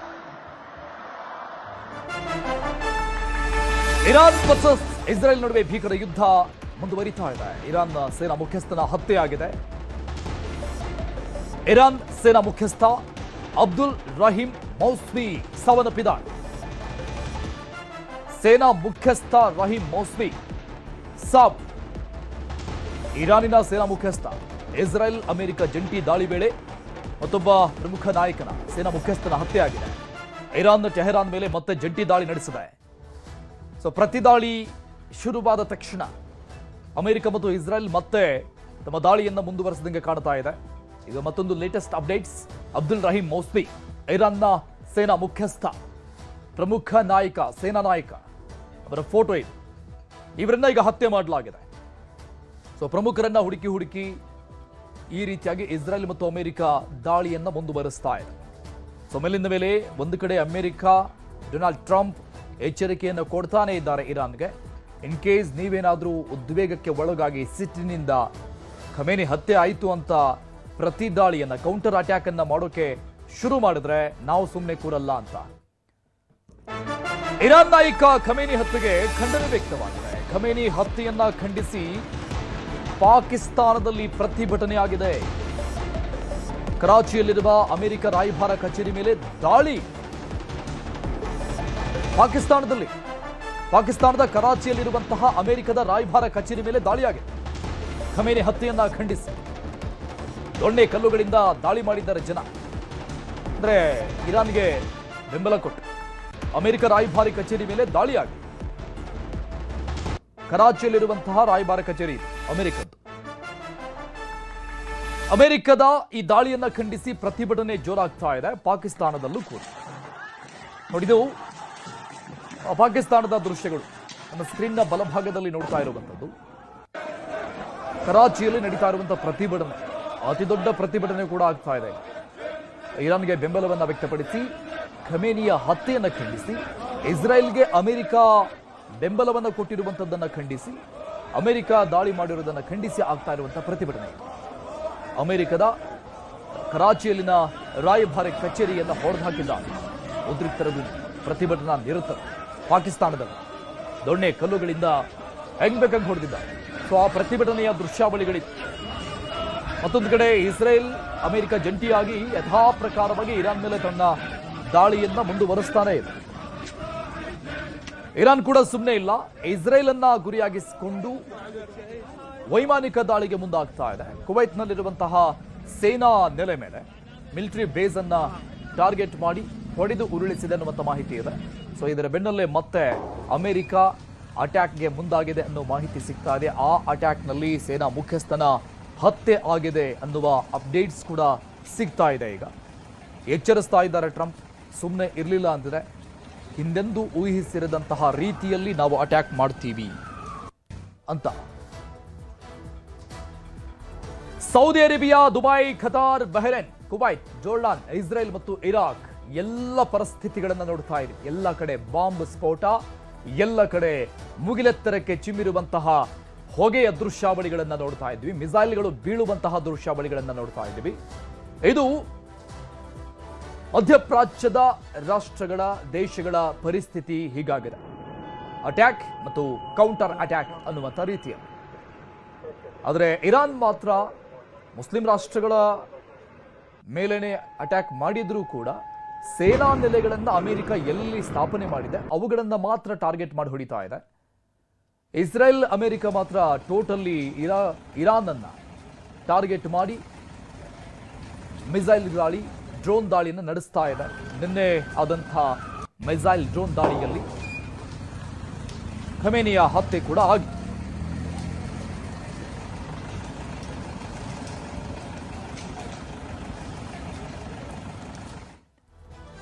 ಇವಾಗ ಡೀಟೇಲ್ಸ್ ಕೊಡ್ತಾರೆ ನಮ್ಮ news editor doctor Ramesh. News ಡೆಸ್ಕ್ನಿಂದ ಲೈವ್ನಲ್ಲಿ ಜಾಯ್ನ್ ಆಗ್ತಾ ಇದ್ದಾರೆ. ಡಾಕ್ಟರ್ ರಮೇಶ್, ಖಮೇನಿ ಹತ್ಯೆ ಆಯಿತು, ಸೊ ಅದಾದ್ಮೇಲೆ ಅಂದುಕೊಂಡಿದ್ದು ಇಲ್ಲಿಗೇನಾದರೂ ಮುಗಿದ್ಬಿಡುತ್ತಾ ಹೇಗೆ ಅಂತ ಅಮೆರಿಕ ಹೇಳ್ತಾ ಇರೋದನ್ನ ನೋಡ್ತಾ ಇದ್ರೆ, ಅಂದ್ರೆ ಟ್ರಂಪ್ ಅವ್ರು ಹೇಳ್ತಾ ಇರೋದನ್ನ ನೋಡ್ತಾ ಇದ್ರೆ ಯುದ್ಧ ನಿಲ್ಲಿಸ್ಬಿಡಿ, ಇಲ್ಲ ಅಂದ್ರೆ ಇದಕ್ಕಿಂತ ದೊಡ್ಡ ಪರಿಣಾಮವನ್ನ ನೀವು ಎದುರಿಸ್ತೀರಾ ಅಂತ. ಅಂದ್ರೆ ಮೇನ್ ಅಜೆಂಡಾ ಅವ್ರದ್ದಾಗಿದ್ದು ಖಮೇನಿಯನ್ನ ಹತ್ಯೆ ಮಾಡಬೇಕು ಅನ್ನೋದೊಂದೇ ಆಗಿತ್ತಾ ಹೇಗೆ? ಅರುಣ್, ಏನು ಖಮೇನಿ ಹತ್ಯೆ ಆದ್ಮೇಲೆ ಇನ್ನೇನು ಮುಗಿದೇ ಹೋಯ್ತು ಯುದ್ಧ, ಏನೋ ಅಮೆರಿಕ ಮತ್ತೆ ಇಸ್ರೇಲ್ ಒಂದಿಷ್ಟು ಸೈಲೆಂಟ್ ಆಗ್ತವೆ ಅಂತ ಅನ್ಕೊಂಡಿದ್ರು. ಅಂದರೆ ಇರಾನ್ ಏನಾದರೂ ಒಂದು ಪಕ್ಷದಲ್ಲಿ ಖಮೇನಿ ಹತ್ಯೆ ಬಳಿಕ ಏನಾದ್ರು IRGC ಏನೋ ಯೋಧರಿದ್ರು ಅದು ಟೀಮ್ ಸೈಲೆಂಟ್ ಆದರೆ ಈ ಕಡೆ ಇಸ್ರೇಲ್ ಮತ್ತು ಅಮೆರಿಕ ಕೂಡ ಸೈಲೆಂಟ್ ಆಗ್ತಾರೆ ಅಂತ ಹೇಳಲಾಗ್ತಿತ್ತು. ಆದರೆ ಖಮೇನಿ ಹತ್ಯೆ ಬಳಿಕ ಶಿಯಾ ಮುಸ್ಲಿಮರು ಮತ್ತು ಏನೋ ಮಧ್ಯಪ್ರಾಚ್ಯ ಮಿಡ್ಲ್ ಈಸ್ಟ್ ರಾಷ್ಟ್ರಗಳಿರ್ತಕ್ಕಂಥ ಶಿಯಾ ಮುಸ್ಲಿಮರು ಬಹುತೇಕ ಕಡೆ ಪ್ರತಿಭಟನೆ ಮಾಡ್ತಾ ಇದ್ದಾರೆ.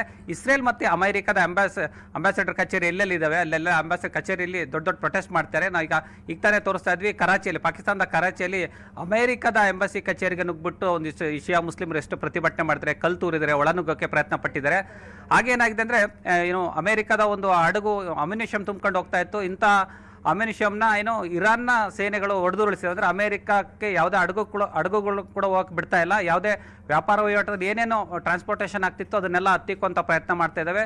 ಅಂದರೆ ಖಮೇನಿ ಹತ್ಯೆ ಬಳಿಕ ಒಂದಿಷ್ಟು ಹಿಂಸಾಚಾರಗಳು ಜಾಸ್ತಿ ಆಗ್ತಾ ಇದ್ದಾವೆ. ಈಗ ಮಿಡ್ಲ್ ಈಸ್ಟ್ ರಾಷ್ಟ್ರಗಳನ್ನ ನೋಡಿದ್ರೆ ನೀವು ಇರಾಕ್ ಇರ್ಬೋದು, ಇರಾನ್ ಇರ್ಬೋದು, ಜೋರ್ಡಾನು, ದುಬೈ ಎಲ್ಲ ಕಡೆ ಕೂಡ ಹಿಂಸಾಚಾರ ಜಾಸ್ತಿ ಆಗ್ತಿದ್ದಾವೆ. ಎಲ್ಲೆಲ್ಲಿ ಅಂಬಾಸಿಡರ್ ಕಚೇರಿಗಳಿದೆ ಮತ್ತು ಆ ಥರದ ಕಚೇರಿಗಳಲ್ಲಿ ಬೃಹತ್ ಪ್ರತಿಭಟನೆಗಳಾಗ್ತಾ ಇದೆ. ಖಮೇನಿ ಸಪೋರ್ಟರ್ಸು ಖಮೇನಿ ಅವರ ಫೋಟೋ ಇಟ್ಕೊಂಡು ಕಣ್ಣೀರಿಡ್ತಾ ಇದ್ದಾರೆ.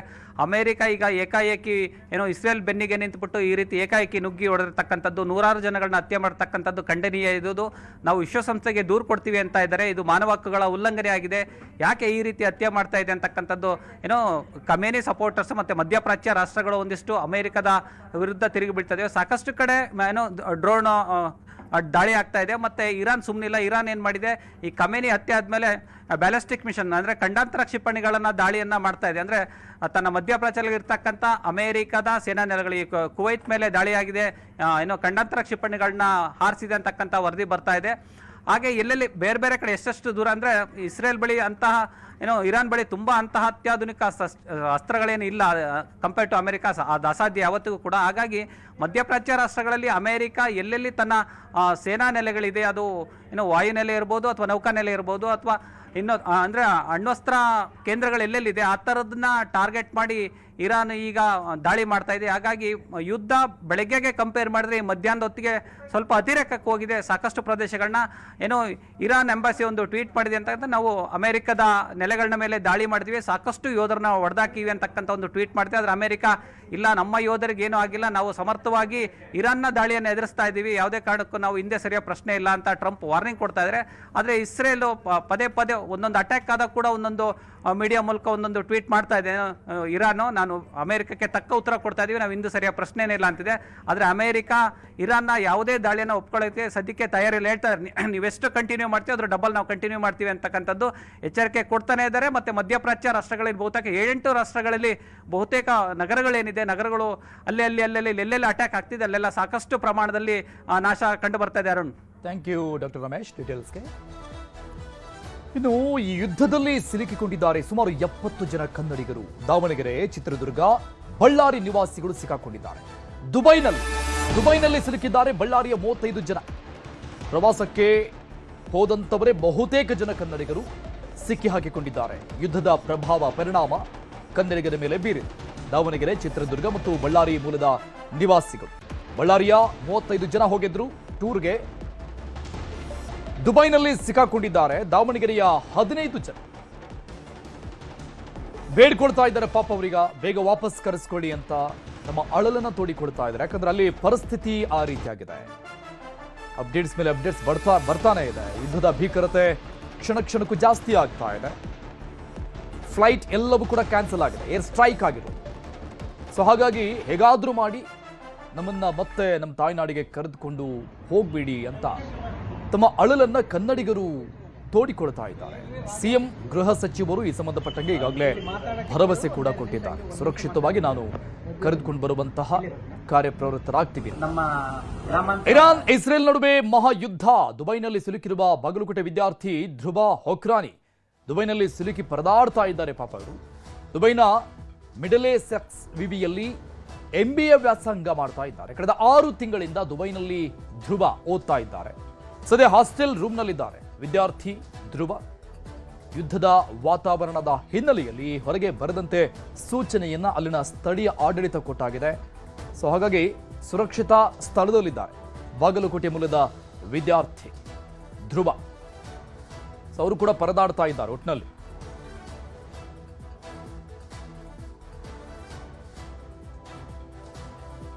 ವಿದ್ಯಾರ್ಥಿ ಧ್ರುವ ಅವರ ತಂದೆ ಸಂತೋಷ್ ಅವರನ್ನ ನಮ್ಮ ಪ್ರತಿನಿಧಿ ಮಂಜುನಾಥ್ ಮಾತನಾಡಿಸಿದ್ರು. ಏನು ಹೇಳಿದ್ರು ಅನ್ನೋದನ್ನು ನೋಡೋಣ. ಇರಾನ್ ಮೇಲೆ ಅಮೆರಿಕ ಮತ್ತು ಇಸ್ರೇಲ್ ಜಂಟಿ ದಾಳಿ ನಡೆಸಿರುವ ಹಿನ್ನೆಲೆಯಲ್ಲಿ ಇದೀಗ ದುಬೈ ಸೇರಿದಂತೆ ಅನೇಕ ಭಾಗಗಳಲ್ಲಿ ಒಂದು ರೀತಿಯಾಗಿ ಪ್ರಕ್ಷುಬ್ಧ ವಾತಾವರಣ ನಿರ್ಮಾಣಗೊಂಡಿದೆ. ಸದ್ಯ ಬಾಗಲಕೋಟೆಯಲ್ಲಿರ್ತಕ್ಕಂತಹ ಧ್ರುವ ಸಂತೋಷ್ ಫಕ್ರಾನಿಯವರು ಕೂಡ ಏನು MBA ವಿದ್ಯಾಭ್ಯಾಸಕ್ಕಾಗಿ ದುಬೈಗೆ ಹೋಗಿದ್ರು. ಅವರು ಸದ್ಯ ಈಗ ಹಾಸ್ಟೆಲ್ನಲ್ಲಿರುವಂಥದ್ದು. ಅವರು ಇರುವಂತಹ ಅಕ್ಕಪಕ್ಕದ ಸ್ಥಳಗಳಲ್ಲಿ ಕೆಲವೊಂದಿಷ್ಟು ಮಿಸೈಲ್ಗಳು ಹಾರಾಡುವಂಥದ್ದನ್ನೆಲ್ಲ ಕೂಡ ಮಾಹಿತಿ ಬರ್ತಾ ಇರುವಂಥದ್ದು. ಸದ್ಯ ನಾನೀಗ ಏನು ಧ್ರುವ ಅವರ ಮನೆಯಲ್ಲಿದ್ದೀನಿ. ಅವರ ತಂದೆಯವರು ಸಂತೋಷ್ ಫಕ್ರಾನಿ ಅವರು ನನ್ನ ಜೊತೆಗಿದ್ದಾರೆ. ಸರ್, ಧ್ರುವ ಅವ್ರ ಜೊತೆಗೆ ಯಾವಾಗ ಮಾತಾಡಿದ್ರಿ? ಅಲ್ಲಿ ಸಿಚುವೇಶನ್ ಎಲ್ಲ ಹೆಂಗೆ ಏನಂತ ಹೇಳಿ ಎಕ್ಸ್ಪ್ಲೇನ್ ಮಾಡಾಕ್ತಿದ್ರು ಅಂತ. ಸರ್, ಅದು ನಿನ್ನೆ ಆ ಘಟನೆ ಆದ ತಕ್ಷಣ ನಾನು ಅವ್ರ ಫೋನಲ್ಲಿ ಮಾತಾಡಿದೆ. ನಾನು ಅವಾಗ ಮಾತಾಡಿದಾಗ ಅವರು ಹೇಳಿದರು ಅಲ್ಲೇನು ಯಾವ ಥರ ಹೆದರ್ಕೊಳ್ಳುವಂಥ ಪರಿಸ್ಥಿತಿ ಇರಲಿಲ್ಲ ಅಲ್ಲಿ. ಆದರೆ ಸಂಜೆ ಆಗ್ತಿದ್ದಂತೆ ಕೆಲವೊಂದಿಷ್ಟು ಅವರು ದುಬೈಲಿದ್ದಾನೀಗ. ಆದರೆ UAEಯಲ್ಲಿ ಅಂದರೆ UAEಯಲ್ಲಿ ಬರ್ತಕ್ಕಂಥ ಅಬುಧಾಬಿಯಲ್ಲಿ ಕೆಲವು ಡ್ರೋನ್ ಅಟ್ಯಾಕ್ ಆಗಿದೆ ಅಂಥೇಳಿ ಅವನ ಗಮನಕ್ಕೂ ಬಂತು. ಅಲ್ಲಿ ಇದ್ದಂಥ ಸೋಷಿಯಲ್ ಮೀಡಿಯಾದಲ್ಲಿ ಕೂಡ ಅವನಿಗೆ ಗಮನಕ್ಕೆ ಬಂದಿದೆ. ಅದೇ ರೀತಿ ಅವನು ಇರ್ತಕ್ಕಂಥ MBA ಮಾಡೋಕ್ಕೆ ಹೋಗಿದ್ದಾನೆ. ಅಲ್ಲಿ ಮಿಡ್ಲ್ ಸೆಕ್ಸ್ ಯೂನಿವರ್ಸಿಟಿ ಲಂಡನ್ ಇವರ ಬ್ರಾಂಚ್ ದುಬೈದಲ್ಲಿ ಕೂಡ ಇದೆ. ಅಲ್ಲಿ MBA ಮಾಡೋಕ್ಕೆ ಹೋಗಿದ್ದಾನೆ ಅವನು. ಸುಮಾರು 6 ತಿಂಗಳಿಂದ ಅಲ್ಲೇ ಇದ್ದಾನೆ ಅವನು. ಆದರೆ ಅಲ್ಲೇ ಅವರು ಇರ್ತಕ್ಕಂಥ ಏನು ದುಬೈ ಅಕಾಡೆಮಿಕ್ ಸಿಟಿ ಅಂಥೇಳಿ ಎಲ್ಲ ಯೂನಿವರ್ಸಿಟಿಗಳಿರ್ತಕ್ಕಂಥ ಲೊಕೇಶನ್ದಲ್ಲಿ ಯಾವುದೂ ಅಹಿತಕರ ಘಟನೆ ಆಗಲಿ ಅಥವಾ ಬಾಂಬ್ ದಾಳಿ ಆಗಿ ಆ ಏರಿಯಾದಲ್ಲಿ ಆಗಿಲ್ಲ. ಆದರೆ ಅವ್ರು ಇರ್ತಕ್ಕಂಥ ಸ್ವಲ್ಪ ದೂರದಲ್ಲಿ ಡ್ರೋನ್ ಅಟ್ಯಾಕ್ಗಳಾಗಿದೆ. ಬಟ್ UAE ಸರ್ಕಾರ ಕೂಡ ಅವ್ರನ್ನ ವಿಫಲಗೊಳಿಸೋದ್ರಲ್ಲಿ ಅವರು ಯಶಸ್ವಿಯಾಗಿದ್ದಾರೆ ಅಂತ ತಮ್ಮ ಮೂಲಕ ಹೇಳಕ್ಕೆ ಇಚ್ಛೆ ಪಡ್ತೀನಿ. ಅದೇ ರೀತಿ ಇದೀಗ ತಾನೇ ಕೂಡ ಅವನಿಗೆ ಮಾತಾಡಿದೆ ನಾನು. ಅವನು ಯಾವುದೇ ರೀತಿಯಲ್ಲಿ ತೊಂದರೆ ಇರಲಿಲ್ಲ. ಆದರೆ ಏನು ರೆಗ್ಯುಲರ್ ಕ್ಲಾಸ್ ನಡೀತಿದ್ದು ಸೋಮವಾರದಿಂದ ನಡಿಬೇಕಾದಂಥ ಕ್ಲಾಸ್ಗಳನ್ನು 3 ದಿನದ ಮಟ್ಟಿಗೆ ಅವರು ಆನ್ಲೈನ್ ಕ್ಲಾಸಿಗೆ ಮೊರೆ ಹೋಗ್ಬೇಕಂಥೇಳಿ ತಮ್ಮ ವಿದ್ಯಾರ್ಥಿಗಳಿಗೆ ಸಂದೇಶ ಕೊಟ್ಟಿದ್ದಾರೆ. ಅವರು ಆ ಹಾಸ್ಟೆಲಲ್ಲಿ ಕನಿಷ್ಠ ಭಾರತೀಯರು 300ರಿಂದ 400 ವಿದ್ಯಾರ್ಥಿಗಳು ಅಲ್ಲಿ ವಿದ್ಯಾಭ್ಯಾಸ ಮಾಡ್ತಾ ಇದ್ದಾರೆ. ಅವ್ರಿಗೆ ಯಾವುದೇ ರೀತಿ ತೊಂದರೆ ಇಲ್ಲ, ಅವ್ರು ಸೇಫ್ ಆಗಿದ್ದೀನಿ ಅಂತೇಳಿ ನಮ್ಮ ಗಮನಕ್ಕೆ ತಂದಿದ್ದಾರೆ. ಈಗ ಸರ್, ಈಗ ಅವ್ರ ಜೊತೆಗೆ ಅವ್ರ ಸ್ನೇಹಿತರು ಎಷ್ಟು ಜನ, ಅಂದರೆ ಕನ್ನಡಿಗರು ಎಷ್ಟು ಜನ ಇರ್ಬೋದು ಅದ್ರ ಬಗ್ಗೆ ಏನಾದರೂ ನಿಮ್ಮ ಹತ್ರ ಹೇಳ್ಕೊಂಡು ಸರ್? ಕನ್ನಡಿಗರು 2-3 ಜನ ಅಷ್ಟೇ ಇದ್ದಾರೆ ಅಲ್ಲಿ. ಗುಲ್ಬರ್ಗಾದವರು ಒಬ್ಬರು ಇದ್ದಾರೆ, ಇನ್ನೊಬ್ಬ ಬೇರೆ ಕಡೆ ಎಲ್ಲೇ ಇದ್ದಾರೆ. ಬಟ್ ನಾರ್ತ್ ಇಂಡಿಯಾದವ್ರು ಜಾಸ್ತಿ ಇದ್ದಾರೆ ಅಲ್ಲಿ. ಇದಿಷ್ಟು ಧ್ರುವ ಸಂತೋಷ್ ಫಕ್ರಾನಿಯವರ ತಂದೆ ಸಂತೋಷ್ ಫಕ್ರಾನಿಯವರ ಮಾತುಗಳು. Manjunath Talwar, news 18 Kannada, Bagalkot. Iran Israel ನಡುವೆ ಮಹಾಯುದ್ಧ ನಡೀತಾ ಇದೆ. ದುಬೈನಲ್ಲಿ ಸಿಲುಕಿರುವ ಕನ್ನಡಿಗ ಟೆಕ್ಕಿ, ಬಾಗಲಕೋಟೆ ಮೂಲದ ಟೆಕ್ಕಿ ಗಿರೀಶ್ ಅವರು ಸಿಕ್ಕಾಕೊಂಡು ಒದಾಡ್ತಾ ಇದ್ದಾರೆ, ಪರದಾಡ್ತಾ ಇದ್ದಾರೆ. ದುಬೈ ಏರ್ಪೋರ್ಟ್ನಲ್ಲಿ ಸಿಕ್ಕಾಕೊಂಡಿದ್ದಾರೆ. ಬೆಂಗಳೂರಿಂದ ಪ್ಯಾರಿಸ್ಗೆ ಹೋಗ್ತಾ ಇದ್ರು ಗಿರೀಶ್. ಕೆಲಸದ ನಿಮಿತ್ತ ನಿನ್ನೆ ಪ್ಯಾರಿಸ್ಗೆ ಹೋಗ್ತಾ ಇದ್ರು. ಆದರೆ ಹೀಗಾಗ್ಬಿಟ್ಟಿದೆ. ಯುದ್ಧದ ಹಿನ್ನೆಲೆಯಲ್ಲಿ ದುಬೈನಲ್ಲಿ ವಿಮಾನ ಹಾರಾಟ ರದ್ದು ಮಾಡಲಾಗಿದೆ. ಏರ್ ಸ್ಟ್ರೈಕ್ ಆಗಿದೆ. ವಿಮಾನಗಳ ಸಂಚಾರವಿಲ್ಲದೆ ಏರ್ಪೋರ್ಟ್ನಲ್ಲಿ ಈಗ ಲಾಕ್ ಆಗಿದ್ದಾರೆ. ದುಬೈನ ಅಬುಧಾಬಿಯಲ್ಲೇ ಸದ್ಯಕ್ಕೆ ಉಳಿದುಕೊಂಡಿದ್ದಾರೆ ಗಿರೀಶ್. ಬೆಂಗಳೂರಿನ IDEMIA ಕಂಪನಿಯಲ್ಲಿ ಟೆಕ್ನಿಕಲ್ ಮ್ಯಾನೇಜರ್ ಸದ್ಯಕ್ಕೆ ಸೇಫ್ ಆಗಿ ಹೋಟೆಲ್ನಲ್ಲಿ ಉಳಿದುಕೊಂಡಿದ್ದಾರೆ.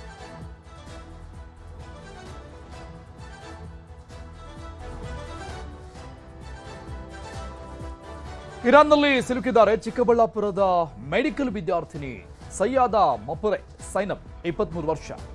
ಅಲಿಪುರ ಗ್ರಾಮದ ಮೀರ್ ರೋಷನ್ ಅಲಿಯವರ ಮಗಳು ಇವರು. ಇರಾನ್ನಲ್ಲಿ 5 ವರ್ಷದಿಂದ ಮೆಡಿಕಲ್ ವ್ಯಾಸಂಗವನ್ನು ಮಾಡ್ತಾ ಇದ್ದಾರೆ. ಮಗಳ ರಕ್ಷಣೆಗೆ ಸಯ್ಯದಾ ತಂದೆ ಸರ್ಕಾರಕ್ಕೆ ಮನವಿಯನ್ನ ಮಾಡಿಕೊಂಡಿದ್ದಾರೆ. ಸಯ್ಯದಾ ತಂದೆ ಮೀರ್ ರೋಷನ್ ಅವರನ್ನ ನಮ್ಮ ಪ್ರತಿನಿಧಿ ದತ್ತಾತ್ರೇಯ ಮಾತನಾಡಿಸಿದ್ದಾರೆ. ಇಸ್ರೇಲ್ ಅಮೆರಿಕ ಜಂಟಿ ದಾಳಿಯಲ್ಲಿ ಇರಾನ್ ಈಗ ನಲುಗಿರುವಂತದ್ದು. ಹೀಗಾಗಲೇ ಅವರು ತಮ್ಮ ಧರ್ಮಗುರುಗಳನ್ನ ಕಳೆದುಕೊಂಡು ಈಗ ಚಿಕ್ಕಬಳ್ಳಾಪುರ ಜಿಲ್ಲೆ ಗೌರಿಬಿದನೂರು ತಾಲೂಕಿನ ಅಲಿಪುರ ಗ್ರಾಮದಲ್ಲಿ ಶೋಕ ಕಟ್ಟಿದಂತಹ ವಾತಾವರಣ ನಿರ್ಮಾಣವಾಗಿದೆ. ಜೊತೆಗೆ ನೂರಾರು ಸಂಖ್ಯೆಯಲ್ಲಿ ವಿದ್ಯಾರ್ಥಿಗಳು ಹಾಗೂ ವ್ಯಾಪಾರಸ್ಥರಲ್ಲಿ ಒಂದು ಬಿಸ್ನೆಸ್ ಅನ್ನ ಮಾಡ್ತಾ ಇದ್ದಾರೆ. ಮತ್ತಷ್ಟು ವಿದ್ಯಾರ್ಥಿಗಳು ಮೆಡಿಕಲ್ ಅನ್ನು ಓದ್ತಾ ಇರುವಂತದ್ದು. ಸದ್ಯ ಈ ವಿಚಾರಕ್ಕೆ ಸಂಬಂಧಿಸಿದಂತೆ ವಿದ್ಯಾರ್ಥಿನಿಯ ತಂದೆ ನಮ್ಮ ಜೊತೆ ಇದ್ದಾರೆ, ಮಾತನಾಡಿಸುವಂತಹ ಪ್ರಯತ್ನವನ್ನ ಮಾಡೋಣ. ಸರ್, ನಿಮ್ಮ ಮಗಳು ಎಲ್ಲಿ ಇರಾನಲ್ಲಿ ಎಲ್ಲಿದ್ದಾರೆ? ನನ್ನ ಹೆಸರು ಮೀರ್ ರೋಷನ್ ಅಲಿ. ನನ್ನ ಮಗಳು ಸೈಯದಾ ಮುಫರ್ ಜೈನಬ್. ಅವರು ತೈರಾನ್ ಯೂನಿವರ್ಸಿಟಿ ಮೆಡಿಕಲ್ ಕಾಲೇಜಾಗೆ 5 ವರ್ಷ ಆಗಿಬಿಟ್ಟಿದೆ ಕಂಪ್ಲೀಟು MBBS. ಇನ್ನು 6 ತಿಂಗಳೈತೆ ಇದು ಇಂಟರ್ನ್ಶಿಪ್ ನಡೀತಾ ಇದೆ. ನೆನ್ನೆ ಒಂದು ಸ್ವಲ್ಪ ಇದು ಘಟನೆ ಆಯ್ತಲ್ಲ, ಅವರು ಹಾಸ್ಪಿಟ್ಲಾಗಿತ್ತು. ಅವರು ಹಾಸ್ಪಿಟ್ಲಿಂದ ಅವ್ರಿಗೆ ಮೆಸೇಜ್ ಬಂತು, ನೀವು ಹೋಗ್ಬಿಡಿ ಮನೆಗೆ, ಹಿಂಗೆ ಸ್ವಲ್ಪ ಘಟನೆ ನಡೀತದೆ ಅಂತ. ಅವ್ರು ಮನೆಗೆ ಬಂದು ನಮಗೆ ಫೋನ್ ಮಾಡಿದರು. ನಾವು ಬೇರೆ ಕಡೆ ಕುಮ್ ಅಂತ ಐತೆ, ತೆರನಿಂದ ಕುಮ್ಗೆ ಅವ್ರು ಹೋಗ್ಬಿಟ್ಟವ್ರೆ. ನಮ್ಮ ಹಳ್ಳಿಯವ್ರೂ ಅಲ್ಲೇ ಇದ್ದಾರೆ. ಅವ್ರು ಹೇಳ್ತಾ ಇದ್ರು ನಾವು ಎಲ್ಲ ಸೇಫಾಗಿ ಇದ್ದೀನಿ ಅಂತ, ಅಷ್ಟು ಏನು ನಮಗೇನು ತೊಂದರೆ ಇಲ್ಲ ಅಂತ ಅವರು ಫೋನ್ ಮಾಡಿಸಿದ್ರು. ಅವರು ಅಲ್ಲಿ ಸಿಚುವೇಶನ್ ಹೇಗಿತ್ತಂತೆ ನಿಮ್ಗೇನಾದರೂ ಮಾಹಿತಿ ಕೊಟ್ಟರೆ ಸರ್? ನಮಗೆ ಎಲ್ಲ ಸಿಚುವೇಶನ್ ಮಾಹಿತಿ ಕೊಟ್ಟಿದ್ರು. ಅವ್ರು ಏನಂದರೆ ನಮಗೆ ಏನು ಪ್ರಾಬ್ಲಮ್ ಇಲ್ಲ, ಅಕಸ್ಮಾತ್ ಇಂಡಿಯನ್ ಗೌರ್ಮೆಂಟು ಇರಾನ್ ಇದು ಅಂಬಾಸಿನೋ ಏನೋ ನಮಗೆ ಕಳಿಸಿದ್ರೆ ನಾವು ಬರ್ತೀವಿ, ಇಲ್ಲಾಂದರೆ ನಾವು ಬಲಿದಾನ ಕೊಟ್ಟಕ್ಕೆ ನಾವು ರೆಡಿಗಿದ್ದೀನಿ ಅಂತ ನಮ್ಮ ಮಗಳೇ ಹೇಳ್ತಾವ್ರೆ. ಅಂದರೆ ಸರ್ ಅಲ್ಲಿ ಇಲ್ಲಿ ಬಾಂಬ್ ದಾಳಿ ಎಲ್ಲ ನಡೆಸ್ತಾ ಇದ್ದಾರೆ ಸರ್, ಆ ಸಿಚುವೇಶನ್ ಎಲ್ಲ ಹೇಳಿದ್ರ ಸರ್ ನಿಮ್ಮ ಮಗಳು ನಿಮಗೆ? ನಮ್ಗೆ ಮಾತಾಡಿದ್ರು, ನಮಗೆ ಏನು ಭಯ ಇಲ್ಲ. ನಾವು ನಮ್ಮ ಗುರುಗಳಿಗೆ ನಾವು ಏನೋ ನಮಗೆ ತೊಂದರೆ ಆದರೂ ನಾವು ಸತ್ತೋದಿರ್ತೀವಿ, ಅದ್ರ ಮೇಲೆ ನಮ್ಮ ಗುರು ಮೇಲೆ ನಾವು ಇಂಡಿಯಾ ಹೋಗೋಕ್ಕೆ ನಮ್ಗೆ ಸಾಧ್ಯ ಇಲ್ಲ ಅಂತ ಅವರು ನಮಗೆ ಮಾಹಿತಿ ಕೊಟ್ಟಿದ್ರು. ಅವರು ಈಗ ಮೆಡಿಕಲ್ ಅವ್ರು ಓದಿದ್ದು ಕಂಪ್ಲೀಟ್ ಆಗಿದೆ, ಇನ್ನು ಎಷ್ಟು ವರ್ಷ ಇದೆ ಸರ್? ಕಂಪ್ಲೀಟ್ ಎಲ್ಲ ಆಗಿದೆ, ಇಂಟರ್ನ್ಶಿಪ್ ನಡೀತಾ ಇದೆ. 6 ತಿಂಗಳೈತೆ. 6 ತಿಂಗಳಿಗೆ ಎಲ್ಲ ಕ್ಲೋಸ್ ಆಗ್ತದೆ, ಇಂಡಿಯಾ ಬಂದುಬಿಡ್ತಾರೆ ಅವರು. ಇದು ಚಿಕ್ಕಬಳ್ಳಾಪುರದಿಂದ ಅಲಿಪುರದಲ್ಲಿರುವಂತಹ ಸ್ಥಿತಿಯ ಮಾಹಿತಿಯಾಗಿರುವಂಥದ್ದು. ಚಿಕ್ಕಬಳ್ಳಾಪುರದಿಂದ ದತ್ತಾತ್ರೇಯ, ನ್ಯೂಸ್ 18. ಇನ್ನು ದುಬೈನಲ್ಲಿ ಬಳ್ಳಾರಿ ಚಿತ್ರದುರ್ಗ ಪ್ರವಾಸಿಗರು ಕೂಡ ಪರದಾಡ್ತಾ ಇದ್ದಾರೆ. ಫೆಬ್ರವರಿ 24ರಂದು ಬಳ್ಳಾರಿಯಿಂದ ಪ್ರವಾಸಕ್ಕೆ ಅಂತ ಹೋಗಿದ್ರು ಇವರೆಲ್ಲ. 28ನೇ ತಾರೀಕು ಫೆಬ್ರವರಿ 28ನೇ ತಾರೀಕು ವಾಪಸ್ ಬರಬೇಕಾಗಿತ್ತು ಬಳ್ಳಾರಿಯಿಂದ ಹೋದಂತಹ ಪ್ರವಾಸಿಗರು. ಅಲ್ಲಿ ಬರೋಕ್ಕಾಗಿಲ್ಲ. ಕಾರಣ ಯುದ್ಧದ ಪರಿಣಾಮ, ಯುದ್ಧ ಭೀತಿ ಹಿನ್ನೆಲೆಯಲ್ಲಿ ದುಬೈನಲ್ಲೇ ಲಾಕ್ ಆಗಿದ್ದಾರೆ. ಏರ್ಪೋರ್ಟ್ ಕ್ಲೋಸ್ ಆಗಿದೆ ದುಬೈನಲ್ಲಿ, ಅಬುದಾಬಿಯಲ್ಲಿ. ಸದ್ಯಕ್ಕೆ ಸುರಕ್ಷಿತವಾಗಿದ್ದಾರೆ ಬಳ್ಳಾರಿಯ 35 ಜನ ಪ್ರವಾಸಿಗರು ಕೂಡ. ಚಿತ್ರದುರ್ಗದ 15 ಜನ ಪ್ರವಾಸಿಗರು ಕೂಡ ಸುರಕ್ಷಿತವಾಗಿದ್ದಂತಹ ಸ್ಥಳಗಳಲ್ಲಿ ಇದ್ದಾರೆ ಅನ್ನೋ ಮಾಹಿತಿ ಇದೆ. ಸೊ ಎಲ್ಲರೂ ಕೂಡ ಪ್ಯಾಕೇಜ್ ಟೂರ್ಗೆ ಅಂತ ಹೋಗಿದ್ರು 5 ದಿನಗಳ ಕಾಲ. ನ್ಯೂಸ್ 18 ಕನ್ನಡದ ಜೊತೆ ದುಬೈನಲ್ಲಿ ಸಿಲುಕಿದವರ ಜೊತೆ ವಿಡಿಯೋ ಕಾಲ್ ಮೂಲಕ ಮಾತುಕತೆ ಆಗಿದೆ. ಏನ್ ಹೇಳಿದ್ರು ಅನ್ನೋದನ್ನ ನೋಡೋಣ. ಈಗ ಅವರ ಕುಟುಂಬದ ಸದಸ್ಯರು ಕೂಡ ನಮ್ಮ ಜೊತೆಗಿದ್ದಾರೆ, ಅವ್ರನ್ನೇ ಮಾತಾಡ್ಸೋಣ. ಈಗ ದುಬೈಯಲ್ಲಿರ್ತಕ್ಕಂಥ ಇವರ ಸಂಬಂಧಿಕರು ಕೂಡ ಈಗ ವಿಡಿಯೋ ಕಾಲ್ ಮಾಡಿ ಅವ್ರನ್ನ ಮಾತಾಡ್ತಕ್ಕಂಥ ಪ್ರಯತ್ನ ಕೂಡ ಮಾಡ್ತಾ ಇದ್ದಾರೆ. ನಾವು ಮಾತಾಡ್ಸೋಣ. ಪರಿಸ್ಥಿತಿ ಯಾವ ರೀತಿ ಇದೆ? ಪರಿಸ್ಥಿತಿ ಯಾವ ರೀತಿ ಅಂತಂದ್ರೆ ಹೊರಗೆ ಹೋಗಂಗಿಲ್ಲ, ಹೊರಗಡೆ ಯಾರು ಹೋಗ್ಬೇಡಿ ಅಂತ ಆಗ್ಲೆಲ್ಲ ಮೆಸೇಜ್ ಬಂದಿದೆ ನೈಟ್ ಎಲ್ಲ. ಈಗ ನಿನ್ನೆ ಎಲ್ಲ ವೆಹಿಕಲ್ಸ್ ಎಲ್ಲ ಓಡಾಡ್ತಾ ಇದ್ದು, ಇವತ್ತೆಲ್ಲ ಸ್ಟಾಪ್ ಮಾಡಿದ್ದಾರೆ. ಚೆನ್ನಾಗಿದೀವಿ, ಎಲ್ಲರೂ ಸೇಫ್ಟಿ ಇದೆ, ಹೊರಗಡೆ ಹೋಗಂಗಿಲ್ಲ. ಇವಾಗ ಏನಿದ್ರು ನಾವು ನಮ್ ದೇಶಕ್ಕೆ ತಲುಪ್ಬೇಕಂತ ಅಂದ್ಬಿಟ್ಟು ಆದಷ್ಟು ಪ್ರಯತ್ನ ಮಾಡ್ತಾ ಇದಾರೆ ಎಲ್ಲರೂ, ಬೇರೆ ಬೇರೆಯವರು. ಯಾರ್ಯಾರಿದ್ದಾರೆ ತೋರಿಸ್ತೀರಾ? ಎಷ್ಟು ಜನ ಇದಾರೆ ನಿಮ್ ಜೊತೆಗೆ? ಕೋಟ್ರೆಡ್ಡಿ ಸರ್, ಅಲ್ಲಿ ಹೆಂಗಿದೆ ಪರಿಸ್ಥಿತಿ, ಹೆಂಗಿದೆ ಸರ್? ಇಲ್ಲಿ ನಾವು ಸದ್ಯಕ್ಕಂತೂ ಸೇಫ್ ಆಗಿ ಇದೀವಿ, ಬಟ್ ಇಲ್ಲಿ ಎಲ್ಲ ನಮ್ಮ ಹತ್ರ ದುಡ್ಡೆಲ್ಲ ಖಾಲಿ ಆಗ್ಬಿಟ್ಟಿದೆ. ಹೇಳ್ಬೇಕಂದ್ರೆ ಒಂದು ದಿವಸಕ್ಕೆ ಒಬ್ಬರಿಗೆ 15,000 20,000 ಕೇಳ್ತಾ ಇದ್ದಾರೆ ಲಾಡ್ಜ್. ಊಟಕ್ಕೆ 1,000 ರೂಪಾಯಿ 1500 ಒಂದು ಊಟಕ್ಕೆ ಕೇಳ್ತಾ ಇದ್ದಾರೆ. ಪಂಪನಗೌಡರಲ್ಲಿ ಹೆಂಗಿದೆ ಪರಿಸ್ಥಿತಿ? ನಿನ್ನೆ ಅಲ್ಲೇ ಪಕ್ಕದಲ್ಲೇ ಸೌಂಡ್ ಬಂತ ಅಂತ ಹೇಳ್ತಾ ಇದ್ರು. ಸೌಂಡ್ ಬಂತು ಅಲ್ಲಿ ಎಲ್ಲ ಖಾಲಿ ಮಾಡಿಸ್ಬಿಟ್ರು, ಆಗಿದ್ದ ಇಲ್ಲ. ಶಾಸಕರು ಭರತ್ ರೆಡ್ಡಿ ಅವರು ಕೂಡ ಅಲ್ಲೇ ದುಬೈಯಲ್ಲಿ ಇದ್ದಾರೆ. ಏನಾದ್ರು ಸಂಪರ್ಕ ರಾತ್ರಿ ಮಾತಾಡಿದ್ವಿ, ಏನ ಬೇಕಾದ್ರೆ ಹೇಳ್ರು ಅಂತ ಹೇಳಿದ್ರು. ಆಮೇಲೆ ನಾಗೇಂದ್ರ ಚೀಫ್ ಸೆಕ್ರೆಟರಿ ಹತ್ರ ಮಾತಾಡಿದ್ರು, ಸಿಎಂ ಹತ್ರ ಮಾತಾಡಿದ್ರು. 2 ದಿವಸ ನೀವು ಎಲ್ಲಿ ರೂಮ್ ಬಿಟ್ಟು ಹೋಗ್ಬೇಡ ಅಂತ ಹೇಳಿದ್ರು. ಊಟದ ವ್ಯವಸ್ಥೆ ಸ್ವಲ್ಪ ಕಷ್ಟ ಇದೆ, ಹೊರಗಡೆ ಹೋಗಕ್ಕಾಗಲ್ಲ. ಎಲ್ಲ ಭರತ್ ರೆಡ್ಡಿ ಅವರಲ್ಲಿ ಮತ್ತೆ ಶಾಸಕರಲ್ಲಿ ನಾಗೇಂದ್ರ ಶಾಸಕರ ಸಾಹೇಬ್ರ ಹತ್ರ ಮತ್ತು ಸಿಎಂ ಅವ್ರ ಹತ್ರನು ಎಲ್ಲ DCM ಅವ್ರ ಹತ್ರನು ನಾವು ಕೇಳ್ಕೊಳ್ಳೋದು ವಿನಂತಿ ಸರ್. Thank you sir. ಇದಿಷ್ಟು ದುಬೈಯಲ್ಲಿ ಸಿಲುಕಿರ್ತಕ್ಕಂಥ ಬಳ್ಳಾರಿ ಮೂಲದ ಪ್ರವಾಸಿಗರು ಏನಿದ್ದಾರೆ ಅವರೆಲ್ಲರೂ ಕೂಡ ವಿಡಿಯೋ ಕಾಲ್ ಮೂಲಕ ಅವರ ಕುಟುಂಬ ಸದಸ್ಯರ ಜೊತೆಗೆ ಮಾತಾಡಿರ್ತಕ್ಕಂಥದ್ದು. ತಾಯ್ನಾಡಿಗೆ ಅಂದ್ರೆ ಕರ್ನಾಟಕಕ್ಕೆ ಕರೆತರ್ತಕ್ಕಂಥ ಪ್ರಯತ್ನ ಕೂಡ ಸರ್ಕಾರ ಮುಂದಾಗಬೇಕು ಅನ್ನೋ ನಿಟ್ಟಿನಲ್ಲಿ ಕೂಡ ಅವರು ಒತ್ತಾಯನ ಕೂಡ ಮಾಡ್ತಾ ಇರ್ತಕ್ಕಂಥದ್ದು. ಕ್ಯಾಮರಾಮನ್ ಬಸವರಾಜ್ ಜೊತೆ ನ್ಯೂಸ್ 18. ಊರಿನ ಅಂಜನಾಪುರದಲ್ಲಿ ಬೆಂಕಿ ಅವಘಡ ನಡೆದಿದೆ. ಬೃಹತ್ ಹಾಸಿಗೆ ಗೋಡೌನ್ಗೆ ಬೆಂಕಿ ಹೊತ್ತು ಇಡೀ ಗೋಡೌನ್ ಧಗಧಗಿಸಿ ಹೋಗಿದೆ. ಇದ್ರ ಜೊತೆಗೆ ಗೋಡೌನ್ ಹೊರಗಿದ್ದಂತಹ ವಾಹನಗಳು ಕೂಡ ಭಸ್ಮ ಆಗಿದ್ದಾವೆ. ಹಾಸಿಗೆ ಗೋಡೌನ್ ಸುಟ್ಟು ಹೋಗಿರೋದು, ಗೋಡೌನ್ ಆಚೆ ಇದ್ದಂತ ವೆಹಿಕಲ್ಸ್ಗಳು ಕೂಡ ಸುಟ್ಟು ಹೋಗಿದ್ದಾವೆ. ಅಕ್ಕಪಕ್ಕದ 2 ಅಪಾರ್ಟ್ಮೆಂಟ್ಗಳಿಗೂ ಕೂಡ ಹಾನಿಯಾಗಿದೆ. ಸಾರ್ವಜನಿಕರಿಗೆ ಉಸಿರುಗಟ್ಟಿಸುವಂತಹ ವಾತಾವರಣ ನಿರ್ಮಾಣವಾಗಿತ್ತು. ಯಾಕಂದ್ರೆ ಅಷ್ಟರ ಮಟ್ಟಿಗೆ ದಟ್ಟವಾದಂತಹ ಹೊಗೆ ಅಲ್ಲಿ ಬರ್ತಾ ಇದೆ. ಬೆಂಕಿ ನಂದಿಸಲಾಗಿದೆ ಈಗ ಅಗ್ನಿಶಾಮಕ ಸಿಬ್ಬಂದಿಯಿಂದ. ಸಿಕ್ಕಾಪಟ್ಟೆ ಹೊಗೆ ಬಾನೆತ್ತರಕ್ಕೆ ಚಿಮ್ಮುವಂತಹ ರೀತಿಯಲ್ಲಿ ಬೆಂಕಿಯ ಕೆನ್ನಾಲಿಗೆ ಇತ್ತು, ಹೊಗೆಯ ವಾತಾವರಣ ಇತ್ತು. ಇದರಿಂದ ಅಕ್ಕಪಕ್ಕದಲ್ಲಿ ರೆಸಿಡೆಂಟಲ್ ಏರಿಯಾ ಆಗಿರೋದ್ರಿಂದ, ಜನನಿಬಿಡ ಪ್ರದೇಶ ಆಗಿರೋದ್ರಿಂದ ಜನ ಅಲ್ಲಿ ನಿಲ್ಲೋಕ್ಕೂ ಕೂಡ ಆಗ್ತಾ ಇರಲಿಲ್ಲ. ಅಷ್ಟರ ಮಟ್ಟಿಗೆ ಬೆಂಕಿಯ ಕೆನ್ನಾಲಿಗೆ ಇತ್ತು, ಹೊಗೆಯ ವಾತಾವರಣ ಇತ್ತು. 2 ಅಪಾರ್ಟ್ಮೆಂಟ್ಗಳಿಗೂ ಕೂಡ ಹಾನಿಯಾಗಿದೆ ಅನ್ನುವಂತಹ ಮಾಹಿತಿ ಇದೆ. ಸೊ ಬಹುತೇಕ ಸುತ್ತಮುತ್ತಲೂ ಇರುವಂತಹ ಅಪಾರ್ಟ್ಮೆಂಟ್ ನಿವಾಸಿಗಳನ್ನ ಸ್ಥಳಾಂತರ ಮಾಡಿರುವಂತಹ ಸಾಧ್ಯತೆಗಳಿವೆ.